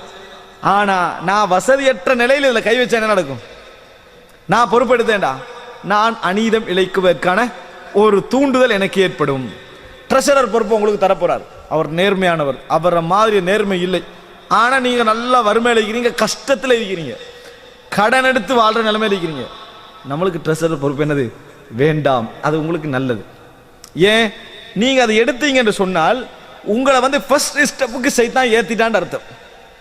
ஹலால் தானே அங்க மிர்சத்தில் கனவுமாய் நினைங்க, ஹலால். அதுக்கு பின்னால் ரெண்டாவது ஸ்டெப், மூன்றாவது ஸ்டெப். பொதுவாக ட்ரெஷரண்டா அவங்களோட சொந்த வேலைக்கெல்லாம் யூஸ் பண்ணுவாங்க, டைமுக்கு வரக்குள்ள சல்லி என்ன செஞ்சிருவாங்க, கொடுத்துருவாங்க அப்படின்ற ஒரு ஐடியா தருவான். எல்லா ட்ரெஷரர் மாதிரி சேர்ந்து அந்த ஐடியா கொடுப்பாங்க பழைய. இப்படியே போய் என்ன நடக்கும், கடைசியில் ட்ரெஷரர் மாதிரி அல்லாஹ் தஆலா 2-3 அநீதி நடக்கத்தான் செய்யும். நாங்களாம் சஹாபாக்கள் மாதிரி நேர்மையாக இருக்கணும் அப்படின்ட்டு ஒரு காவாசி போயிடும். காவாசி என்ன செஞ்சிடும், போயிடும். அதுக்கு பின்னால இன்னொரு லெவலுக்கு போய் என்ன நடக்கும், டோட்டல் சொத்தையும் அடிச்சுட்டு என்ன செஞ்சிருவான், ஓடிட்டு. நீங்க பாத்தீங்களா சஹாபா ரசூலுல்லாஹ்கிட்டே அந்த மாதிரி வந்திருக்கார்கள். நபியர்களுக்கு வழி என்ன செஞ்சுக்கிறாங்க, தௌபா செய்வதற்கு காட்டி இருக்கிறார்கள். எங்க ஆரம்பிச்சது தெரியுமா, நீ இதை எடுக்காம இருந்திருக்க உனக்கு இந்த பிரச்சனை என்ன செய்யாது, வராது. ரசூலுல்லாஹ் அபூதர் அல் கிஃபாரி ரலியல்லாஹு அன்ஹு அவர்களை கூப்பிட்டு சொன்னது அதுதான். அபூதர் அல் கிஃபாரி ரலியல்லாஹு அன்ஹு அவர்கள் சட்டப்படி தலைமைத்துவத்துக்கு வருவது தடை இல்லை. நன்றாக புரிஞ்சுக்கங்க. சட்டப்படி நீதியாகுவது தடையா? தடை இல்லை. சட்டப்படி ஒருவர் தனக்கு நீதி என்ற தகுதியை கண்டு அவர் நீதிபதி ஆகலாம், அவர் தலைவர் ஆகலாம். ஆனா அபூதர் அல் கிஃபார் ரலியல்லாஹு அன்ஹு சொன்னா பர்சனல் அட்வைஸ் பண்றாங்க. எனக்கு எது விருப்பமோ அதை நான் உங்களுக்கும் விரும்புகிறேன். அபூதரே, எனக்கு நான் எதை விரும்புகிறேனோ அதை உங்களுக்கும் விரும்புகிறேன். நீங்கள் என்ன செய்ய வேண்டாம், 2 பேருக்கு இடையில தீர்ப்பு சொல்ல வேண்டாம். 2 பேருக்கு இடையில தீர்ப்பு சொல்ல வேண்டாம். தலைமைத்துவ பொறுப்புகளை எடுக்க வேண்டாம். ரசூலுல்லாஹ் சொல்றாங்களா இல்லையா? ஏன் சொன்னாங்க? அபூதர் அல் கிஃபார் ரலியல்லாஹு அன்ஹு கண்டது அவர் ஒரு பலமான ஸ்ட்ராங்கான நபித்தோழராக இருந்தாலும் உண்ட கண்ணாங்க ரசூலுல்லாஹ் பலகீனமான உள்ளம் படைச்சவராக இருந்தார். அழுகிறவரின் பக்கம் தனது கருணையை செலுத்தக்கூடியவராக இருந்தார். நீதிமன்றத்தில் நீதிபதி வந்து அழுகிறவன் பக்கத்தில் இருக்கக்கூடாது. ஏன்னா சில பொழுதுல பெரும்பாலும் குற்றம் செஞ்சவன் நிறைய அழ வாய்ப்பிக்குது அந்த இடத்துல. சரியா? நிறைய அழுதுட்டான்னு வைங்களே, இவன் பக்கத்துல உண்மை இருக்கு, இவனுக்கு அழுகையே இல்லை. ஆனா குற்றம் செய்யப்பட்டு வந்தவன் நிற்கிறான் தானே, அவன் இயல்புலேயே அழுக வராதவனா இருப்பான். சரியா? அவனுக்கு எவ்வளவு சொன்னாலும் இப்படி தான் இருந்துட்டு இவனை பார்த்த இவன் தான் குற்றம். இப்படி இந்த மாதிரி ஆக்கள் நீதிபதியா என்ன செய்யக்கூடாது, ஆகக்கூடாது. அபூதர் அல் கிஃபாரி அப்படித்தான் தீர்ப்பளிப்பார்னு சொல்ல வரல. ஆனா மனபலகீனம் என்ன செய்யும், அழுகையின் பக்கம் என்ன செய்யும், சார்பாக இருக்கும். அவர் என்ன செய்யணும், ஆட்சி பொறுப்பில் இயன்ற அளவுக்கு நீதியாக நடந்து கொள்ள வேண்டும் என்பதை விட எனக்கு அந்த பொறுப்பு என்னது வேண்டாம், எனக்கு அந்த பொறுப்பு வேண்டாம் என்பது நல்லது. உமர் இப்னுல் கத்தாப் ரலியல்லாஹு அன்ஹு அவர்கள் இப்னு உமர் தனது மகனை தலைவராக நியமித்து விட்டு போவதற்கு மார்க்கத்தில் தடை இல்லை. மசூரா குரூப் அதை ஒத்துக்கிட்டுட்டா தடை இல்லை. ஏன் தடை இல்லை? எல்லா வகையிலும் அவர் தகுதி, எல்லா வகையிலும் அது தகுதி. அல்லாஹ்விடத்தில் அது குற்றம் அல்ல. ஆனா உமர்லாம் என்ன செஞ்சாங்க, இவருக்கு பொறுப்பு என்ன செய்யக்கூடாது, போகக்கூடாது, இவருக்கு பொறுப்பு போகக்கூடாது. இதுதான் நெருங்க வேண்டாம் என்ற பகுதி நம்ம புரிஞ்சு கொள்ள வேண்டிய அம்சம். அன்புள்ள சகோதரர்களே, எனவே இப்ப அடுத்த ஸ்டெப்பாக 4ஆவதாக நாங்கள் புரிந்து கொள்ள வேண்டிய அம்சம் என்ன தெரியுமா, நெருங்க வேண்டாம் என்பது நமது பாவத்திலே வீழ்த்தக்கூடிய நம்மை சூழ உள்ள காரணங்களை தான் இது குறிக்கிறது. அல்லாஹ்வாக தடை செய்தவைகளை என்ன செய்யல, முழுமையாக குறிக்கவில்லை. அல்லாஹ்வாக தடை செஞ்சா நம்ம தவிர்த்து தான் ஆகணும். உதாரணமாக எல்லாரும் எப்படி விளங்கப்படுத்துறாங்கன்னா, நெருங்க வேண்டாம் என்று சொன்னா ஹிஜாப் அணிவதை குறிக்கிறது. இஸ்லாம் வந்து ஹிஜாபை என்ன செய்கிறது குறிக்கிறது. நெருங்க வேண்டாம், ஹிஜாப் அணிஞ்சு தான் ஆகணும், விளங்கிட்டா? அது நெருங்க வேண்டாம் என்ற பட்டியலில் நேரடியாக என்ன செய்யாது, வராது. அதே போல நீங்க பாருங்க, இஸ்லாம் தடை செஞ்ச எத்தனையோ விஷயங்கள் இருக்கு, தண்டனைகள் அது இதுன்னு நிறைய இருக்கு, அவதூறு இப்படி இருக்குது. இவைகள் வந்து நேரடியாக வராது.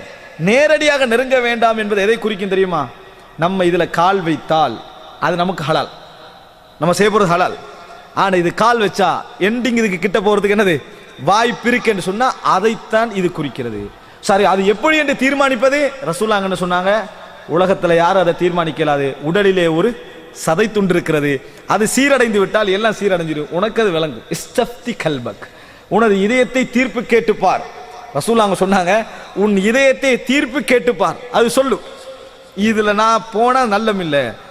ஆனால் நிறைய பேர் வெளியே நியாயப்படுத்திக் கொள்வாங்க, அதெல்லாம் என்னமெல்லாம் சொல்லி நியாயப்படுத்துவாங்க. ஆனா எண்டிங் என்ன செய்யும், அதுல தான் போய் முடிவது. இப்படி நிறைய பாவங்கள் நிறைச்சு பாருங்க, சுத்தி சுத்தி எல்லாம் நம்மளுக்கு எப்படியெல்லாம் வர வாய்ப்பு இருக்கிறது. இப்ப பாருங்க, இன்றைக்கு இளைஞர்கள் அதே போன்று நல்ல நல்ல மக்களை எல்லாம் பாதித்து கொண்டிருக்கக்கூடிய ஒரு அம்சம்தான் இன்றைக்கு இணையதளம், தொலைக்காட்சி, அதுபோல என்னென்னதெல்லாம் இன்றைக்கு இருக்கு, மொபைல். இதுல உள்ள இந்த மாதிரியான தொடர்புகள் வந்து என்ன செய்யுதுன்னு சொன்னால், தனிமையில் பாவம் செய்வதற்கான வசதிகள் என்ன செய்து அவைகள் ஏற்படுத்தி கொடுக்கின்றன. இப்ப இந்த மாதிரி விஷயங்களை பொறுத்த வரைக்கும் நெருங்க வேண்டாம் என்பதை எப்படி புரிஞ்சுக்கிறது? போன் வாங்க வேண்டாம், விளங்கிட்டா? இப்படி புரிஞ்சுக்கிறதா? இப்ப நான் ஏற்கனவே சொன்ன மாதிரி இணையதளம் உபயோகிக்க வேண்டாம், அப்படி புரிஞ்சுக்கிறதா? அப்ப என்ன, இதை எப்படி புரிந்து கொள்வது என்று கேட்டால், அன்புள்ள சகோதரர்களே, ஒரு நபருக்கு மொபைல் இல்லாமல், உதாரணமாக மொபைல் இல்லாமல், இணையதளம் இல்லாமல், இந்த மாதிரி எந்த தொடர்பு இல்லாமல் அவர் சாதாரணமாக அவருக்கு வாழ முடியும், சாதாரண மொபைலோடு அவருக்கு வாழ முடியும் என்றா அது அவருக்குரியது. அது யாருக்கு சட்டமாக சொல்லலை, பார்த்தீங்களா ரசூலுல்லாஹ், அது அவருக்குரியது. அவர் அந்த ஸ்டெப்பில் நிற்கிறது அவருக்கு நல்லது. அவர் அந்த ஸ்டெப்பில் நிற்பது அவருக்கு நல்லது. இன்னொருவருடைய முழு பிஸ்னஸ், தொழில், தொடர்பு எல்லாம் இதில் இருக்குது, இணையதளத்தில் என்ன செய்யுது இருக்குது. இஸ்லாம் அவருக்கு சட்டம் போடலை, நீ இணையதளத்தை நெருங்கக்கூடாது அப்படின்ட்டு. அப்போ எப்படி புரிஞ்சு கொள்வது எதை? அன்புள்ள சகோதரர்களே, ஒன்றை புரிந்து கொள்ளுங்கள். நாங்கள் பாவங்களை தவிர்த்து விட வேண்டும் என்று நினைக்கிற எல்லா கட்டங்களையும் எதை நினைக்கிறோம் தெரியுமா? அந்த பாவத்தை எப்படி தவிர்க்கலாம் இருக்குதே, இது மட்டும் தான் நினைச்சுக்கிட்டு. அந்த பாவத்தை தவிர்த்து கொள்ளலாம் இருக்குது. இன்றைக்கு இங்கே சவுதி அரேபியாவில் நீங்கள் பார்க்கலாம், அதே போல் வெளிநாட்டில் தங்கக்கூடியவர்களை பார்க்கலாம். ஃபேமிலி இல்லாமல், குடும்பம் இல்லாமல், இந்த மாதிரி அதாவது முகையம்கள், அதாவது இந்த இதில் அதாவது கேம்புகள் இருக்கிறாங்களா தங்கி, அவங்கள தனிமையான வாழ்க்கை. இந்த மாதிரி கட்டங்களில் என்ன செய்யும் சொன்னால், சைத்தான் மிக தூண்டுதலாக என்ன செய்வான், இருப்பான். சிலரை நியாயப்படுத்துவான், நம்ம சினிமா பார்க்கட்டி என்ன செய்யறது, இந்த டைமில் நம்மளுக்கு எப்படி டைம் ஓடும், இல்லைன்னா இந்த மாதிரி மென்டலில் என்ன செஞ்சிடும், நம்மளுக்கு பைத்தியம் முடிச்சு போயிடும் அப்படின்னு ஒரு காரணம் ஏற்படுத்துவான். இதை மற்றவங்களும் நம்மகிட்ட சொல்கிறாங்க, அப்படி அவன் பார்க்கத்தான் செய்யணும், அவனுடைய மனநிலை அப்படி என்னது, இந்த மாதிரி மனநிலையால் பைத்தியம் முடிச்சிருமோன்னே கேட்க போகிறோன்னு பயந்து ஓடி வந்துடுறான். நம்ம ஏதாவது சொல்லி பைத்தியமாகி கடைசியில் நம்மளோட பேரில் வந்துடுறான். அப்படி இல்லை அன்புள்ள சகோதரர்களே. இந்த மாதிரி நபர்கள், இந்த மாதிரி சகோதரர்கள் எல்லாரையும் சொல்லலாம், அந்த மாதிரி நடக்கக்கூடிய சகோதரர்கள்லாம் என்ன எப்படி புரிந்து கொள்ள வேண்டும், எதை யோசிக்கிறாங்க தெரியுமா? இதை எப்படி தவிர்ப்பது, இதை பார்க்காமல் எப்படி இருப்பது. பார்க்காமல் எப்படி இருப்பது அவங்க வழங்கின என்ன தெரியுமா? இந்த ஓ பண்ணிட்டு பார்க்காம வைக்கிறது, இதை மட்டும் தான் நினைச்சாங்க. நடக்காது. அன்புள்ள சகோதரர்களே, அஸ்பாபுகள், காரணங்கள் என்ன? நான் அங்கு யாரு காரணங்களை பற்றி யோசிக்காமல் வெறுமனே பாவத்தை விடுவதை பற்றி அதை மட்டும் யோசிக்கிறாங்களோ, ஒரு நாள் என்ன செய்ய முடியாது, அவரால் பாவத்தை விட முடியாது. எதை யோசிக்கணும்? என்ன காரணமாக நான் இதில் போய் விழுகிறேன், என்ன காரணமாக இந்த பாவத்தை, அந்த காரணங்களை யோசிக்காமல் ஒரு நாள் போக முடியாது. முதலாவது பாருங்க, கெட்ட நண்பன் காரணமாக இருக்கலாம். நீ இருக்கக்கூடிய ரூம்மேட், நீ சில பொழுதுல கண்ட்ரோலா நல்ல முறையில் படுக்கிற லெவலில் தான் இருப்பாய், வந்தோடனே போய் தூங்கிடும் அவன் ஒன் பண்ணி வச்சிருப்பான். உதாரணமாக இப்ப நீ பாவம் செய்வதற்கும் காரணம் தான் இங்க மெயின், முக்கியமான காரணமாக இருந்தது யாரு? உனக்கு பக்கத்தில் உள்ளவர். நீ எதை யோசிக்கணும்? இப்ப நீ பாவத்தை எப்படி தவிர்ப்பது என்பதில் நீ யோசிக்க வேண்டிய பகுதி என்ன தெரியுமா? இவனை எப்படி தவிர்ப்பது, இதுதான் யோசிக்கணும். ஒன்றை புரிந்து கொள்ளுங்கள், பாவத்தை தவிர்ப்பதை விட பாவத்துடைய காரணிகளை தவிர்ப்பது லேசு. பாவத்தை தவிர்க்கிறதுக்கு உங்களுக்கு உள்ளம் பாரமா இருக்குமா? அதை விட மிக இலகுவானது பாவத்துடைய காரணிகளை தவிர்ப்பது. பாவத்துடைய காரணிகளை தவிர்ப்பது. இப்போ அந்த அடிப்படையில் நீங்க எதை யோசிக்கணும்? இவரோட நான் இருக்கிறதுனா, நான் இன்றைக்கு படுக்கணும் வந்தேன், தூங்கணும்னு வந்தேன், என்ன நடந்தது எனக்கு? இவன் இருந்ததுனால இந்த சிந்தனை என்ன செஞ்சுட்டு எனக்கு போயிட்டு, அப்படி என்ற ஒரு மனசு உங்களுக்கு வருதா? நீங்க முதலாக இதை எப்படி தவிர்ப்பது, இதை எப்படி தவிர்ப்பது. ஆனா நாங்கள் அதை எப்போ மட்டும் தெரியுமா யோசிப்போம்? ரூம்ல இருந்து மாத சம்பளத்தில் வளமையா ஒரு 150 ரியால் களவு போகுதுன்றா மட்டும்தான் அதை யோசிப்போம். இவனோட இருக்கிறது தான் நம்மளுக்கு பிரச்சனை, 150 போகுதுன்னு மற்ற நேரத்தில் அதை யோசிக்கவே மாட்டோம். விளங்கிட்டா? இது நம்மளோட சிந்தனை. அவங்க அது அவங்களா தந்திக்கிறாங்கன்னா எப்படி மாற்றுவது அப்படின்றாங்க. இனி இப்போ எப்படி மாற்ற ட்ரை பண்ண, இதை யோசிப்பது கிடையாது. அதே போல நம்ம இரவில் ஏதாவது ஆஃபீஸ் வேலை, அந்த வேலையை நம்ம விழிக்கிறோம், ஆஃபீஸுடைய வேலை, ஏதோ ஒரு வேலைக்காக நம்ம என்ன செய்யறோம், விழித்திருக்கிறோம். இந்த விழித்திருப்பதனால் நம்மளுக்கு என்ன செய்கிறது, இந்த விழிப்பு, இந்த நம்ம இரவுல விழிச்சிருக்கிறது தான் நம்மளை ஒரு இரவு நடுநிசையாக நேரம் செல்ல செல்ல பாவத்தின் பக்கம் கொண்டு செல்கிறதா? நம்ம அந்த வேலை எங்க மாத்திரணும்? இரவில் வேலை இல்லை, இரவில் வேலை இல்லை. இரவில் வேலை இல்லாமல் இதை எப்படி பகலில் செய்து கொள்வது, எப்படி ஆபீஸ் நேரங்களில் என்ன செய்வது, செய்து கொள்வது, எப்படி வேறு ஓய்வு நேரங்களில் இதை செய்து கொள்வது. இதை நீங்க க்ளோஸ் பண்ணீங்கன்னு அது உங்களுக்கு லேசா. நம்ம எப்படி ட்ரை பண்றது தெரியுமா? நம்ம முக்கியமான வேலை செய்யற நேரத்தில் இப்படி தவறுக்கு போயிடுமே, அது எப்படி தவிர்ப்பது, எப்படி தவிர்ப்பது? தவிர்க்க இயலாது. இதை தவிர்த்துருங்க. அஸ்பாப் வலா தக்ரபூஹா, நெருங்க வேண்டாம். விளங்கிட்டா? நீங்க இதை தவிர்த்தால் உங்களுக்கு இதை தவிர்க்கிறது லேசு. எது கஷ்டம் தெரியுமா? நீங்க பாவத்தை தவிர்த்தல் என்பது என்னதான் சைத்தான் பாரமாக காட்டுவான். காரணிகளை தவிர்ப்பதை சைத்தான் என்ன செய்ய மாட்டான், பாரமாக காட்ட மாட்டான். பெண்கள் வீட்டில் ஓய்வாக இருக்கிற நேரங்கள், அது இங்க சவுதி அரேபியாவில் நிறைய ஓய்வுகள் கிடைக்கிறது வாய்ப்புண்டு. இந்த மாதிரி நேரங்கள் அவங்களுடைய சிந்தனை என்ன செய்யும், இயல்பிலேயே செய்த உண்மை இல்லாட்டி ஏதாவது ஓடும். நான் ஏற்கனவே உங்களுக்கு சொன்னது போல, எப்படி இந்த முகநூலில் ஃபேஸ்புக்கில் இந்த தொடர்ந்து இருந்து கொண்டிருப்பாமல் தடை அப்படியே விதிவிலக்காக வருவது அப்படின்னு யோசிச்சுக்கிறாங்க. யோசிச்சு நீ இதுக்கு பின்னால் யூஸ் பண்ணுவதில்லை அப்படின்னு நீங்கள வந்துட்டு ஒரு வேலையும் இல்லை, வெளியே என்ன வேலை செய்கிறது, சரி ஃபேஸ்புக்கு தூக்கும் அப்படின்னு அங்கே திறக்கிறது. எப்படி அது? வெளியில் உனக்கு வேலை இருந்தா, வேலை இல்லாட்டி நீ எங்கே போவாய்? அங்கே தான் போவாய். அதனால் முதலாவது வெளியில் என்ன வேலை என்று தீர்மானி. வெளியில் என்ன செய்யணும், இது செய்யணும், இது செய்யணும், இது செய்யணும் சொல்லிட்டு இதை விடு, போக மாட்டேங்க. இங்க ரீசனை நீங்க சரியாக உருவாக்கிட்டீங்கன்னா இது அதை விடுவதுன்னு மட்டும் முடிவெடுக்கிறது. இங்க என்ன செய்யறதுன்னு முடிவெடுக்கிறது இல்லை. இது இப்படி இருக்கிறதை விட அங்க போய் நல்ல தவா செய்யறது என்னது நல்லதா இல்லையா? அதனால் அன்பு எதை யோசிக்கின்ற பொழுதும் அதன் காரணிகளை யோசிக்கிறது தான் குர்ஆன் என்ன செய்கிறது, நிறைய உபயோகிப்பதை நீங்கள் பார்க்கலாம். எதுவாக இருந்தாலும் சரி. அப்ப இந்த மாதிரி ஒரு அம்சம் வீட்டில் நம்ம அதை இந்த மாதிரி ஓய்வு நேரம் கிடைக்கக்கூடிய பெண்கள் என்ன செய்யணும், நான் ஏன் எதன் காரணமாக நான் இதுக்கு போறேன், இன்டர்நெட் இருப்பதுதான் காரணம், லேப்டாப் இருப்பதுதான் காரணம், அதெல்லாம் காரணம் இல்லை. நான் இந்த வேலையில் ஈடுபட்டு எனக்கு வேற வேலை இல்லை என்பதுதான் எனக்கான முதலாவது காரணம். எனக்கு உருப்படியான வேலைகள் என்ன, நான் இன்ட்ரெஸ்டாக செய்ய முடிந்த வேலைகள் என்ன, நான் இயல்பாக செய்ய முடிந்த வேலைகள் என்ன, இந்த வேலைகளை பட்டியல் போட்டீங்கன்னு சொன்னா தானாக குறைவதை என்ன செய்யலாம், நாங்கள் காணலாம். எந்த பாவமாக இருந்தாலும் சரி, இதுல நீங்க ஒரு 50% முயற்சி எடுத்தா மட்டும் போதும், இறைவனது ரஹ்மத் என்ன செய்யும், மற்ற 50க்கு வரும். அதனால் அல்லாஹ் சொல்ற அல்லதீன ஜாஹது ஃபீனா, யார் எங்களது பாதையிலே முயற்சி எடுக்கிறார்களோ லனஹ்தியன்னஹும் சுபலனா, அவர்களுக்கு எமது பாதைகளை நாம் என்ன செய்வோம், இலகுவாக்குவோம். எமது வழியிலே யார் முயற்சி எடுக்கிறார்களோ அவர்களுக்கு இலகுவாக்குவோம் என ரசூலுல்லாஹி அதாவது அல்லாஹ் ரப்பல் ஆலமீன் சொல்லி காட்டுகிறார். எனவே அன்புள்ள சகோதரர்களே, அஸ்பாபுகள் ஒவ்வொருவரும், உங்களுடைய சிறுவர்களை பாருங்கள், சின்ன பிள்ளைகளை பாருங்கள், அவர்கள் செய்யக்கூடிய மார்க்கத்துக்கு முரணான தவறான வேலைகளுக்கு என்ன காரணம் பாருங்க. இஸ்லாம் என்ன செய்கிறது, அவர்களை தூங்க வைக்கின்ற பொழுது இது நான் சொல்ற மாதிரியான அந்த நெருக்கத்துக்குள்ள வராது விட்டாலும் கூட மார்க்க ரீதியாக தடை செய்யப்பட்ட ஒரு விஷயத்தை நான் உதாரணமாக சொல்கிறேன். நெருக்கம் என்பது இதை குறிக்காது என்றாலும் ஒரு உதாரணமாக நான் சொல்கிறேன். என்ன ரசூலுல்லாஹ் என்ன சொன்னாங்க, சிறுவர்களுக்கு மத்தியில் தவறான சிந்தனை போக்கிடுதல் வளரக்கூடாதுன்னா அவர்களை ஒன்றாக தூங்க வைக்க வேண்டாம். ரசூல் ஸல்லல்லாஹு அலைஹி வஸல்லம் என்ன சொன்னாங்க, அவர்களை ஒன்றாக தூங்க வைக்க வேண்டாம் என்று சொன்னாங்க. இது ஒன்றாக தூங்க வைக்க வேண்டாம்னு அர்த்தம் என்ன, ஒவ்வொருத்தருக்கும் ஒவ்வொரு ரூம் கொடுங்கன்னு சொல்லல ரசூலுல்லாஹ், அப்படி வழங்கிடக்கூடாது. ஒவ்வொருவருக்கும் ஒவ்வொரு ரூம் கொடுங்க அவ்வளவுதான், வழங்கிட்டா அப்படி ரசூல் ஸல்லல்லாஹு அலைஹி வஸல்லம் அவர்கள் சொல்லவில்லை. ரசூல் ஸல்லல்லாஹு அலைஹி வஸல்லம் சொன்னதெல்லாம் என்ன தெரியுமா, ஒரு இடத்துல நம்ம தங்க வைக்கிறோமா, ஒரே படுக்கையில் படுக்க வைக்க வேணாம், ஒரே போர்வையில் தூங்க வைக்க வேண்டாம், வேறு வேறு வைங்க. அப்படின்னு சிறுவர்கள்ட்ட இயல்பா அந்த சிந்தனை வராது. என்ன புரிஞ்சுக்கொள்ளணும், இயல்பாக அந்த சிந்தனை வராது. ஆனா தூண்டுதலுக்கான காரணம் என்ன செய்யக்கூடாது, அது இருக்கக்கூடாது என்பதனால ரசூலுல்லாஹ் என்ன செய்றாங்கடா, ஒரு போர்வை வேண்டாம், அவங்களுக்கு அந்த சிந்தனை விதி அது வரக்கூடாது, தோன்றக்கூடாது. அதே போன்று ஒரு படுக்கை வேண்டாம், பிரிச்சிடுங்க. இப்படித்தான் ரசூலுல்லாஹி ஸல்லல்லாஹு அலைஹி வஸல்லம் செய்கிறாங்க, சொல்றாங்க. அன்புள்ள சகோதரர்களை யோசித்து பாருங்கள், பாவங்கள் நம்ம பாவத்தை விடுவது சம்பந்தமாக யோசிக்கக்கூடிய ஒவ்வொருவரும் மனதுக்கு எடுக்க வேண்டிய அடிப்படையான விஷயம் என்ன தெரியுமா, பாவத்துக்கான வழிகள் என்ன, நான் எதன் காரணமாக இந்த பாவத்தை செய்கிறேன், இந்த வழி எப்படி தடை செய்வது, இந்த வழி எப்படி தடை செய்வது, இப்படி நினைக்க வேண்டும். இது ஒரு 5வது அம்சம்.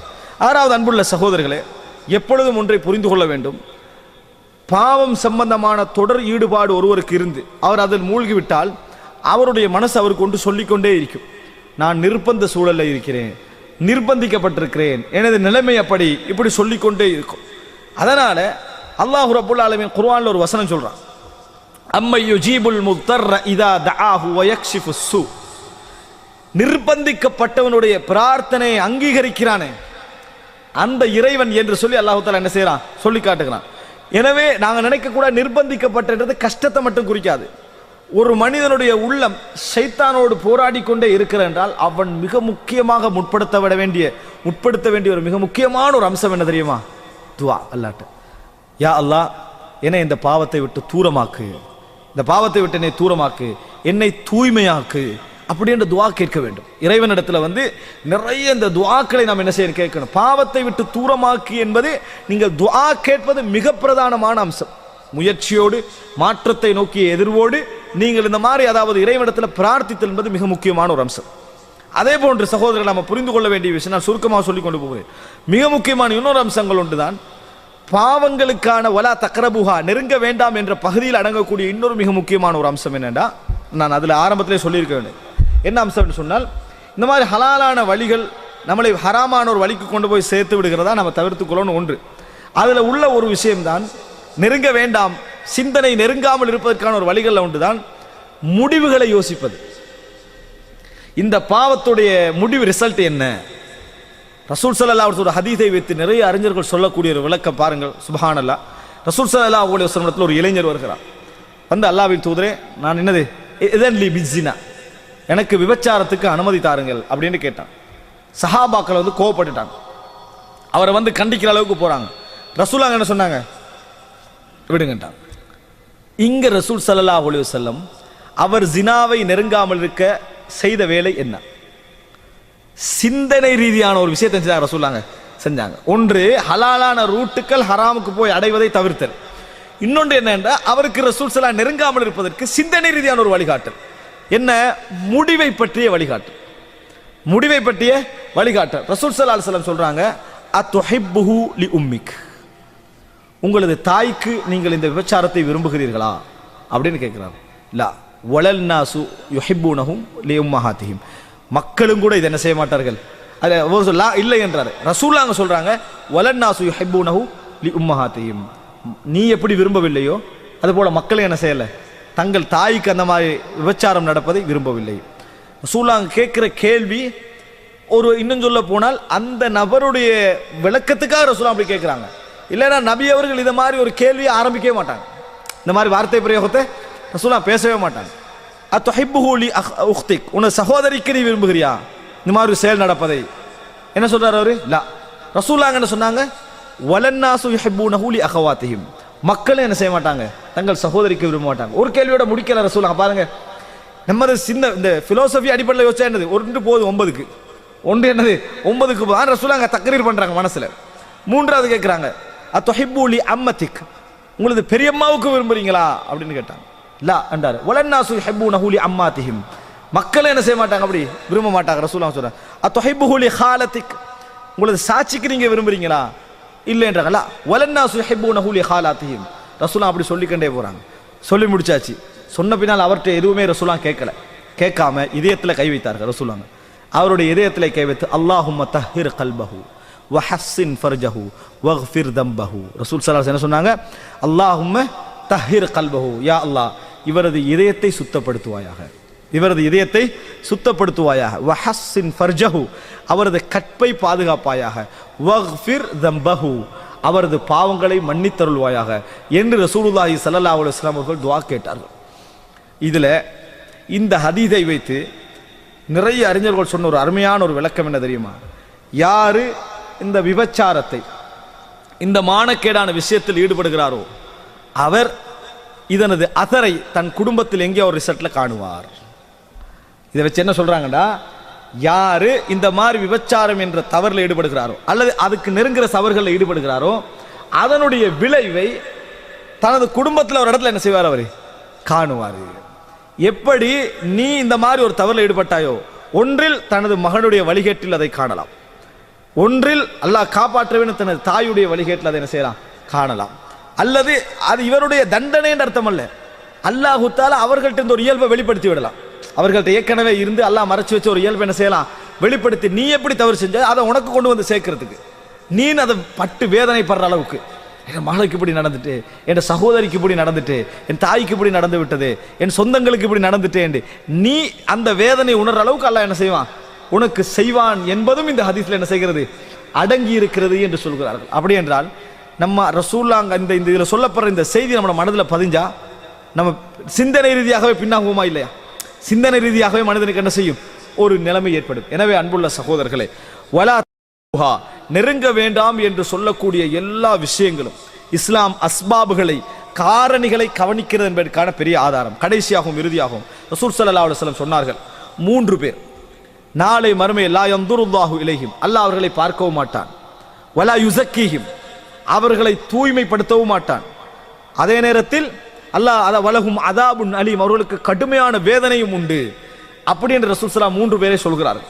சொல்ற நேரத்தில் சொன்னார்கள், முதலாவது ஷைஹுன் ஜானி, வயதடைந்தும் விபச்சாரத்தில் ஈடுபட்டவர், வயது போயிடுச்சு, ஆனா அதுக்கு பிறகு என்ன செய்யறாரு, விபச்சாரத்தில் ஈடுபடுறார். 60 ஆகிட்டு 70 ஆகிட்டு 50 ஆகிட்டு இந்த மாதிரி என்னது ஆகிய பின்னாலும் விபச்சாரத்தில் ஈடுபடுகிறார். இது திருமணத்தை முடித்து வர விபச்சாரம் செய்தால் தண்டனை இருக்கிறது என்ற ஹதீஸ் ஒன்றைக்கு வேறவா, அது வேற, அவர்களுக்கு ஷேக் அல்லது.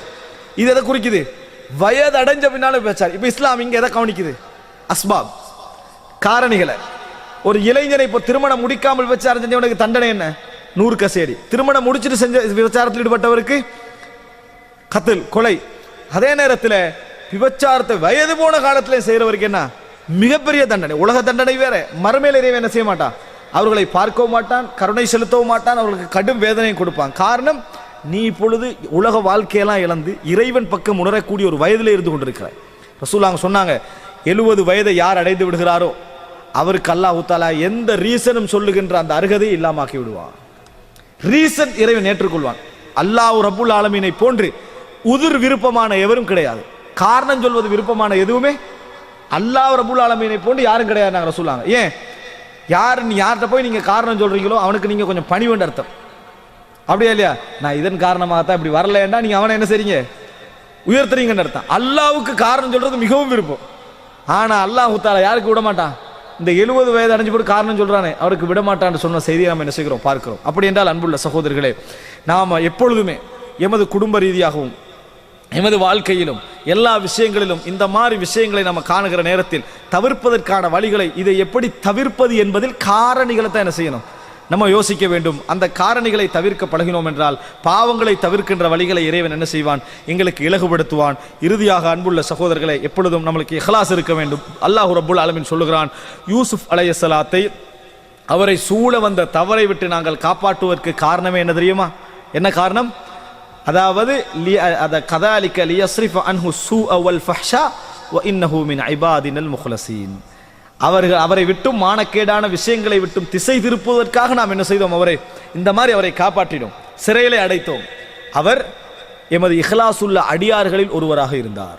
நம்மகிட்ட இஹ்லாஸ் இருந்து இந்த முயற்சிகளில் நாம் ஈடுபடுவோமாக இருந்தால், வலா தக்ரபுஹா, நெருங்க வேண்டாம் என்ற அந்த வசனத்துடைய பிராக்டிக்கல் பிரயோஜனத்தை கண்கூடாக என்ன செய்வோம்?